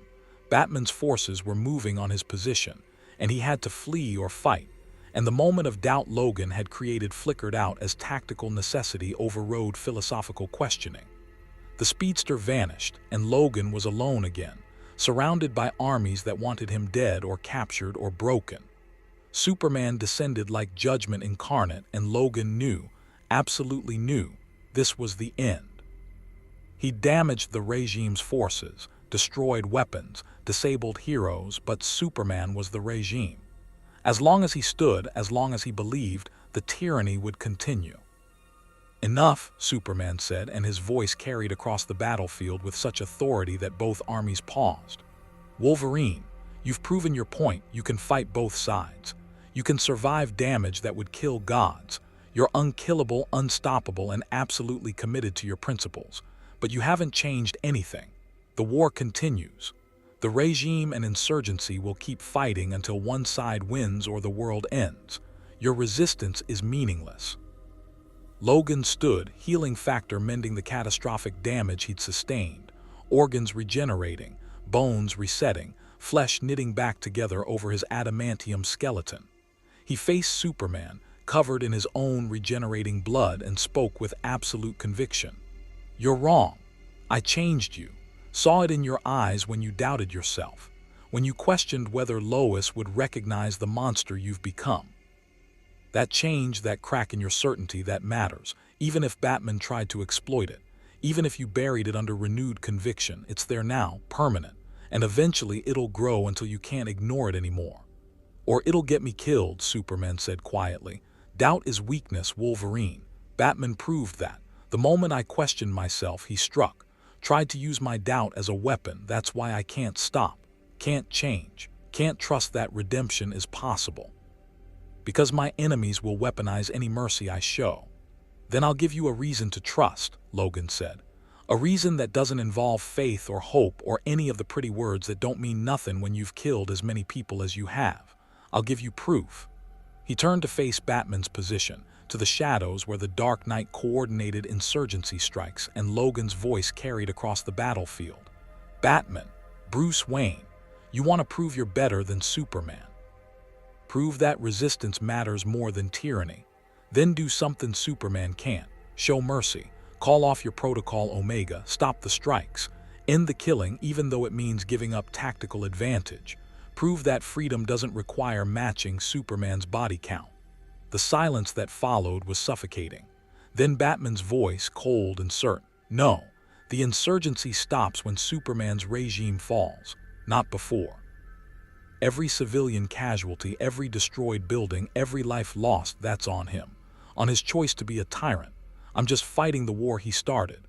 "You're murdering innocents," Logan shot back, "and calling it resistance. You're bombing hospitals and calling it strategy. You've become what you're fighting, old man, just like Superman. Both of you are so committed to your ideologies that you can't see your identical, different flags, same atrocities." "The difference," Batman said, "is that my atrocities serve freedom. His serve tyranny. One of those is worth fighting for." "Both of them are worth stopping," Logan growled. "And if neither of you got the guts to end this, then I'll end it for you. I'll keep fighting both your armies. Keep destroying your weapons. Keep disabling your soldiers. I can't kill either of you. Superman's invulnerable and Batman's too paranoid to stay dead. But I can make your war so costly, so exhausting, so pointless that you'll have to choose between fighting me or fighting each other. And eventually, maybe, you'll realize you're fighting the wrong enemy." Superman's heat vision ignited. "You're choosing to be an enemy of peace, of order, of everything I've built. Very well, I'll remove you from the board permanently. Phantom Zone. You'll have eternity to contemplate whether your principles were worth universal imprisonment."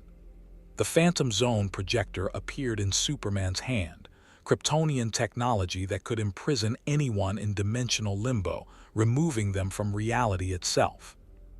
Logan had heard about it in his research on this universe, a place where time didn't pass, where prisoners existed in sensory deprivation forever, where even his healing factor wouldn't save him because there'd be nothing to heal from. Just endless nothing. Superman aimed the projector, finger on the activation trigger, and Logan stood his ground. No running, no begging, just accepting that some fights ended in loss, and sometimes the point was standing for something instead of winning anything. The projector powered up, energy building, and Logan prepared for imprisonment in eternal darkness. Then someone stepped between them. Martha Kent. Superman's mother appeared like a ghost, elderly but unbowed, wearing a simple dress and carrying the weight of someone who'd watched her son become a monster. She traveled from Smallville, somehow bypassed regime security, and now stood directly in the projector's firing path. "Mom." Superman's voice cracked, the invulnerable god suddenly just a son confused by his mother's presence. "What are you doing here? How did you?" "I walked," Martha said simply, "through your checkpoints, past your soldiers. They let me through because I'm Martha Kent, and even your regime won't stop an old woman walking to talk to her son." She turned to face Clark, and her eyes carried infinite sadness. "Clark, Kal-El, my beautiful boy, what have you become?" "I became what was necessary," Superman said, but his voice wavered. "Became strong enough to protect everyone, to ensure that what happened to Metropolis never happens again. To save the world, Mom, like you and Dad always taught me." "We taught you to be kind," Martha corrected. "To use your power to help people make their own choices, not to make choices for them. We taught you that being strong meant restraining your strength, not imposing it. And we taught you, your father taught you, Clark, that even when people make wrong choices, even when they hurt themselves, freedom is worth preserving. Because without freedom, we're not people. We're just property." Superman's hand trembled, the projector wavering. "Dad isn't here to teach me anything. He's dead. You're alone on the farm, and Lois," his voice broke. "Lois and our son are dead because I wasn't strong enough, wasn't willing to do what was necessary. The Joker murdered them because I believed in justice instead of enforcing it. So I changed. I became what this world needed, what Dad would have wanted if he'd seen what I've seen." Jonathan Kent, Martha's voice was steel wrapped in love, would have been ashamed. would have looked at what you've become, the executions, the disappearances, the absolute control, and he would have wept. Not because you failed, because you succeeded, because you built everything he feared, everything he raised you to never become. A world where power makes right, where might justify anything, where a God decides what's best for humanity and humanity has no choice but to obey. She walked toward him, fearless in the face of heat vision that could vaporize her instantly. "Clark, my son, I know you're hurting. I know losing Lois broke something in you that might never heal. But you can't fix grief by breaking the world. Can't honor her memory by becoming a tyrant. She loved you because you believed people were inherently good, because you had faith in humanity's potential. And you've abandoned that faith, traded it for control, traded the man she loved for a dictator wearing his face." "Mom, please," Superman's voice was breaking, centuries of Kryptonian biology warring with human emotion. "Don't make this harder. I'm trying to save everyone, trying to ensure you're safe, that everyone's safe. Why can't anyone understand that?" "Because safety without freedom is prison, Clark, and you've turned Earth into the biggest prison in the universe." Martha reached up, touching her son's face with aged hands. "I'd rather live one day free and in danger than a lifetime safe in a cage. Your father believed that. Lois believed that. And somewhere, buried under all this power and grief and terrible certainty, I think you still believe it too." Superman's heat vision flickered and died. The Phantom Zone projector lowered. And for the first time in 5 years, the Man of Steel cried, not tears of rage or frustration, but genuine grief finally allowed to surface. He sank to his knees before his mother, this God brought low by a woman who'd raised him to be better than a god. "I don't know how to stop," Clark whispered. "Don't know how to go back. I've killed so many people, Mom. Good people who opposed me, heroes who were my friends. And if I stop now, if I admit I was wrong, then they all died for nothing. Their deaths only mean something if I was right, if the regime justified the cost. And if it didn't," he looked up and his eyes were infinite pain. "If it didn't, then I'm just a murderer, and I don't know how to live with that." Martha knelt beside him, ignoring her aged joints, holding her son like she had when he was a child, afraid of his powers. "You live with it by trying to be better, by acknowledging the harm you've done and working to repair it. By remembering that redemption isn't about erasing mistakes, it's about learning from them and choosing differently. Your father made mistakes. I've made mistakes. Everyone has. The question isn't whether you've done terrible things, Clark. It's whether you'll let those terrible things define you forever, or whether you'll choose to be the hero Jonathan and I raised you to be." The battlefield had gone silent. Regime forces and insurgency fighters alike stood frozen, watching Superman's breakdown, seeing invulnerability crack to reveal humanity underneath. Batman emerged from the shadows, cowl pulled back to show Bruce Wayne's face, and his expression carried something Logan hadn't seen before: hope. "Clark," Bruce said quietly, approaching carefully like someone addressing a wounded animal, "I know you think I'm your enemy. The insurgency exists to destroy everything you've built, but that's not true. We exist to destroy the tyrant, to save the hero. And if there's a chance, any chance, that the hero is still in there, still reachable, then the war can end. Not with victory for either side, but with both of us remembering why we became heroes in the first place." "You've killed thousands," Superman said, voice hollow. "Bombed civilians, destroyed infrastructure, used tactics that would make the Joker proud. How is that heroic, Bruce?" "It isn't," Batman admitted, and those two words carried the weight of every compromise, every atrocity, every line he'd crossed. "I became a monster fighting your tyranny. Let the war twist me into something I swore never to become, and I hate myself for it. Hate every innocent who died in insurgency attacks. Hate that I justified terrorism as resistance. Hate that I'm standing here covered in blood and pretending it was necessary." "But Clark," Bruce's voice broke slightly, "I'm willing to stop, willing to answer for every crime I've committed if you're willing to do the same. We can end this. Today, right now, both of us stepping down, facing justice for what we've done, letting Earth rebuild without either of our ideologies crushing it." Superman looked at his mother, at Batman, at Logan, this dimensional traveler who'd refused to be a weapon for either side, and Logan saw the moment crystallize. Saw 5 years of grief and rage and terrible certainty finally breaking under the weight of accumulated cost. Saw Clark Kent fighting his way back from Superman's absolute power. "The people I killed," Clark said slowly, "they deserve justice. The ones who died in regime custody, the heroes who opposed me, the civilians who spoke out and disappeared, their families deserve to see me answer for those crimes. And the regime," he looked at his assembled forces, at the soldiers who'd followed him into tyranny. "The regime ends today, not through defeat, through surrender, my surrender." "My lord," Luthor's voice cut through, panicked. "You can't. The regime is humanity's salvation. Without your protection, chaos will return. The Joker may be dead, but other villains will rise. Other threats will emerge. You're condemning Earth to—" "Freedom," Superman interrupted. "I'm condemning Earth to freedom, to make their own choices, their own mistakes, their own future, to be human instead of being controlled. And yes, that means chaos, means danger, means people will die because I'm not there to save them. But it also means they'll live as people instead of subjects, and that's worth the cost." He powered down the Phantom Zone projector, handed it to Martha as if giving up a weapon meant giving up part of himself. "Batman, Bruce, you said we could both answer for our crimes. I accept. I'll submit to whatever justice humanity decides, stand trial, face whatever punishment they deem appropriate. I won't use my powers to escape or resist. I'll be Clark Kent again, just a man. And if humanity decides that man deserves execution for what he's done, then I'll accept that too."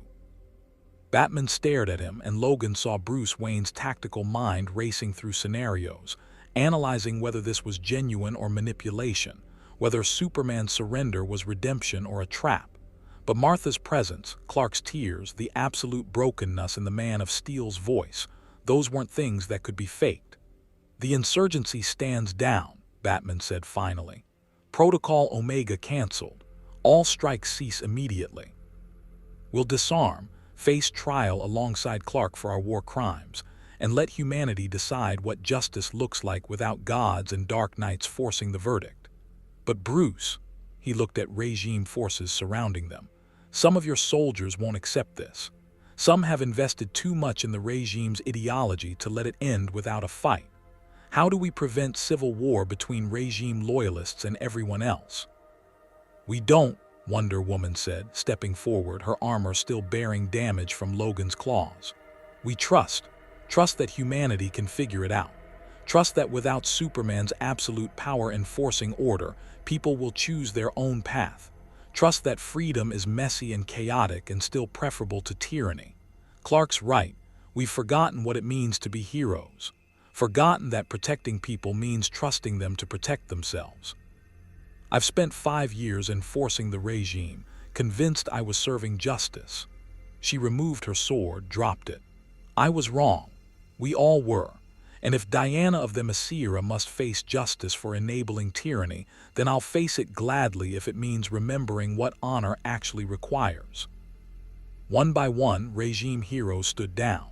Cyborg disarmed his weapon systems. Flash stopped vibrating. Green Lantern's constructs faded. And the soldiers trained to follow Superman's orders absolutely lowered their weapons, uncertain but obedient to the last command they'd received from the regime. On the other side, insurgency forces were equally confused. Harley Quinn's explosives lowered. Black Canary's sonic scream faded. Oracle's tactical command stopped. They'd spent 5 years fighting Superman, and now he'd surrendered. The war they'd sacrificed everything for was ending not with victory, but with a mutual stand-down. Logan watched it all, the beginning of peace, fragile and uncertain, built on 2 broken leaders finally acknowledging they'd both become monsters. His healing factor had finished repairing the catastrophic damage from fighting both armies, and he stood in the ruins of Arkham Asylum, where Superman's war had begun, watching it end in the only way it could, with surrender instead of victory, with justice instead of vengeance, with hope instead of absolute certainty. Martha Kent looked at him, this dimensional traveler who'd refused to be a weapon, and smiled sadly. "Thank you for standing when no one else would, for telling my son the truth, even when it meant fighting a god. You reminded him that some things are worth dying for. Those principles matter more than power, that heroes are defined by restraint, not strength. Didn't do much, Logan said quietly. Just fought, bled, refused to quit. Same thing I've been doing for 200 years. World still broken. Still gonna take decades to rebuild what Superman and Batman destroyed. Still gonna be people who can't forgive, who want vengeance, who will try to resume the war under new flags. But the war itself is ending, Martha said, because you gave my son a choice, showed him that redemption was possible if he was brave enough to accept it.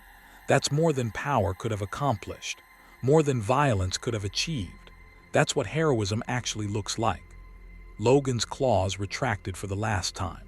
Around him, both armies were dispersing, not as victor and vanquished, but as people finally released from ideologies that had consumed them. Superman remained kneeling, Martha's hand on his shoulder, waiting for whatever judgment humanity would deliver. Batman stood nearby, cowl pulled back, looking older and more tired than the Dark Knight should ever look. And somewhere in Gotham's ruins, refugees were emerging from hiding, cautiously hopeful that maybe, just maybe, they could rebuild their lives without choosing between tyranny and terrorism. It wasn't a victory. It was just a chance. A fragile, uncertain, messy human chance to do better.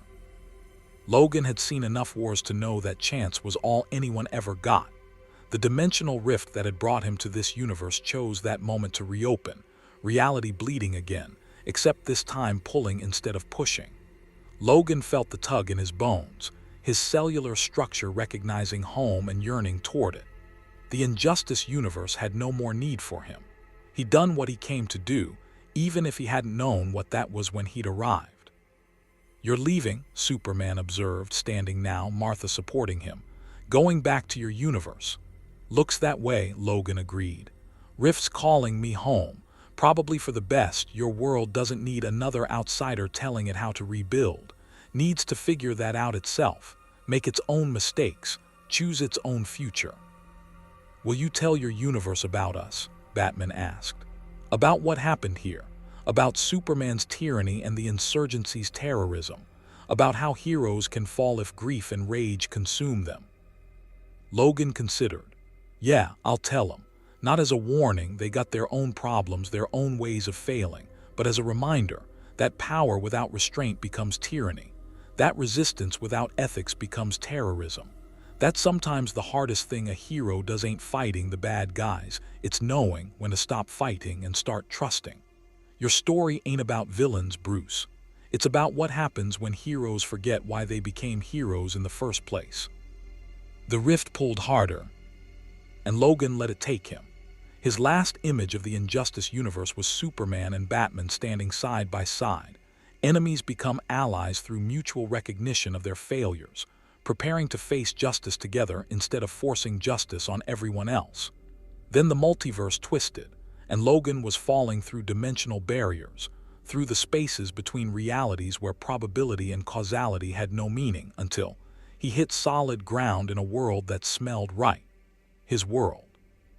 The X-Mansion's grounds, late afternoon sunlight, and standing there with concern and welcome in her eyes was storm wind swirling around her in unconscious reaction to Logan's sudden appearance. Logan, Oraro's voice carried confusion and relief. You were gone for 3 days.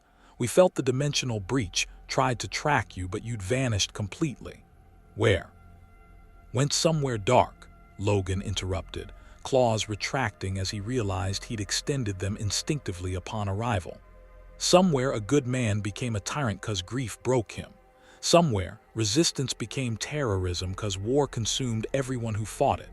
Somewhere that reminded me why we do what we do, Ro, why the X-Men matter, why restraint matters more than power. Why trusting people to make their own choices, even wrong ones, is worth protecting, even when control would be easier. Storm studied him, reading the exhaustion in his posture, the blood still drying on his costume from wounds that had healed hours ago, the weight of battles fought in a universe that had lost its way. Come inside. Tell us what happened. The professor will want to know about the dimensional breach, about where you were, about. About why I smell like I fought a war, Logan finished. Yeah, I'll tell him, tell all of you. About Superman and Batman and what happens when heroes stop being heroes and start being weapons. About a world where absolute power corrupted absolutely, and resistance became indistinguishable from what it was resisting. About a mother who saved her son by reminding him that safety without freedom is just prison with better walls. He walked toward the mansion, toward home, toward teammates who understood that being a hero meant accepting that you couldn't save everyone, couldn't control everything, couldn't impose your vision of right on a world that deserved to make its own mistakes. Behind him, the dimensional rift sealed, and the injustice universe was gone, not forgotten but unreachable, left to heal its wounds and rebuild its civilization without gods or dark knights forcing the path forward. Logan had fought there, bled there, stood between armies that both wanted to make him a weapon for their righteousness, and he'd refused until Superman cracked, until Batman acknowledged his atrocities, until both sides remembered that heroism required more than certainty. It hadn't been a victory, hadn't been defeat, just a moment where someone stood for principle when principle seemed meaningless, and somehow, improbably, that had mattered. In his universe, the X-Men fought for peaceful coexistence between humans and mutants, fought knowing they'd probably never achieve it, that prejudice and fear were ancient enemies that power couldn't defeat. But they fought anyway, not through control or domination but through example, through showing that different could coexist with normal, that power could serve instead of ruling, that heroes protected choice instead of imposing it. Logan had always understood that intellectually. But the injustice universe had taught him something deeper. That the moment you decided you knew better than everyone else, the moment you imposed your vision because you had the power to enforce it, the moment you stopped trusting people to make their own choices, that was the moment you stopped being a hero and became the threat heroes existed to fight. Superman had learned that lesson. Batman had learned that lesson. And they'd learned it through catastrophic failure, through becoming the very things they swore to destroy, through realizing that absolute certainty was the enemy of heroism. Logan had learned it by refusing to become a weapon for either side, by standing alone, by bleeding and fighting and surviving until both sides had to acknowledge he represented something neither of them had anymore. Principle without power, conviction without control, the idea that some things were worth dying for even when dying accomplished nothing measurable. As he entered the X-Mansion, as Storm followed with concern and curiosity, as the familiar sounds and sense of home welcomed him back, Logan carried with him the weight of another universe's mistakes and the knowledge that his own universe, with all its flaws, all its chaos, all its messy freedom, was worth protecting precisely because it allowed people to fail, to choose wrong, to be human instead of subjects under a benevolent God's absolute control. Hope shone brightest in the darkest night. And in the injustice universe's darkness, Logan had found a way to reignite it, not through power, but through the stubborn refusal to let power define what was right. That was heroism, not winning, not controlling, not imposing, just standing, bleeding, refusing, until the monsters remembered they used to be men, and sometimes that was enough. The injustice universe would spend decades rebuilding what 5 years of war between titans had destroyed. Superman stood trial before the people he'd oppressed, accepting judgment with the same absolute certainty he'd once used to impose peace.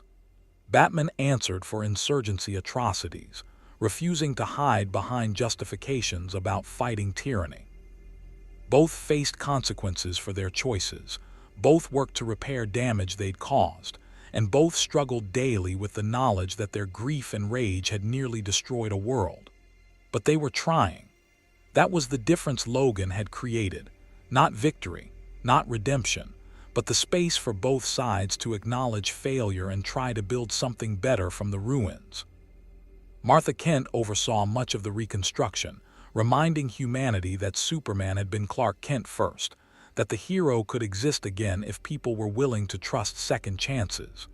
Slowly, painfully, civilization remembered how to function without absolute control or desperate resistance. In Logan's universe, he told the X-Men what he'd seen. Told them about power without restraint becoming tyranny, about resistance without ethics becoming terrorism, about the thin line between heroism and monstrosity that existed in every heart that wielded power over others. Professor Xavier listened with grave concern, recognizing in Superman's fall the potential for any hero to succumb if grief overwhelmed principle. And the X-Men continued their mission, protecting a world that feared them, fighting for coexistence they might never achieve, choosing restraint over control because control, no matter how benevolent, was just tyranny wearing a gentler mask. Logan carried the Injustice universe in his memories, a warning, a lesson, a reminder that the hardest battles weren't against villains, but against the certainty that made villains of heroes. He'd stood between gods and dark knights and refused to become a weapon for either, and somehow that had mattered more than any power could have accomplished. Because in the end, heroism wasn't about strength. It was about knowing when to stop fighting and start trusting, when to release control and accept chaos, when to remember that saving people meant preserving their right to make their own choices, even when those choices led to suffering. Superman had forgotten that. Batman had forgotten that. And Logan, scarred, cynical, 200-year-old Logan, had reminded them by being willing to die rather than compromise that principle. The multiverse was vast, containing infinite universes where heroes rose and fell in infinite variations. But in one universe, for one moment, a dimensional traveler had stood alone against tyranny and terrorism both, had refused to choose between monsters, had bled and fought and survived until monsters remembered they'd once been men. And that, more than any battle won, any enemy defeated, any power wielded, that was what heroism looked like in its purest form. Not victory, not control, not absolute certainty, just the stubborn, bloody, impossible refusal to let grief and rage define what justice meant. Hope shines brightest in the darkest night. More stories await.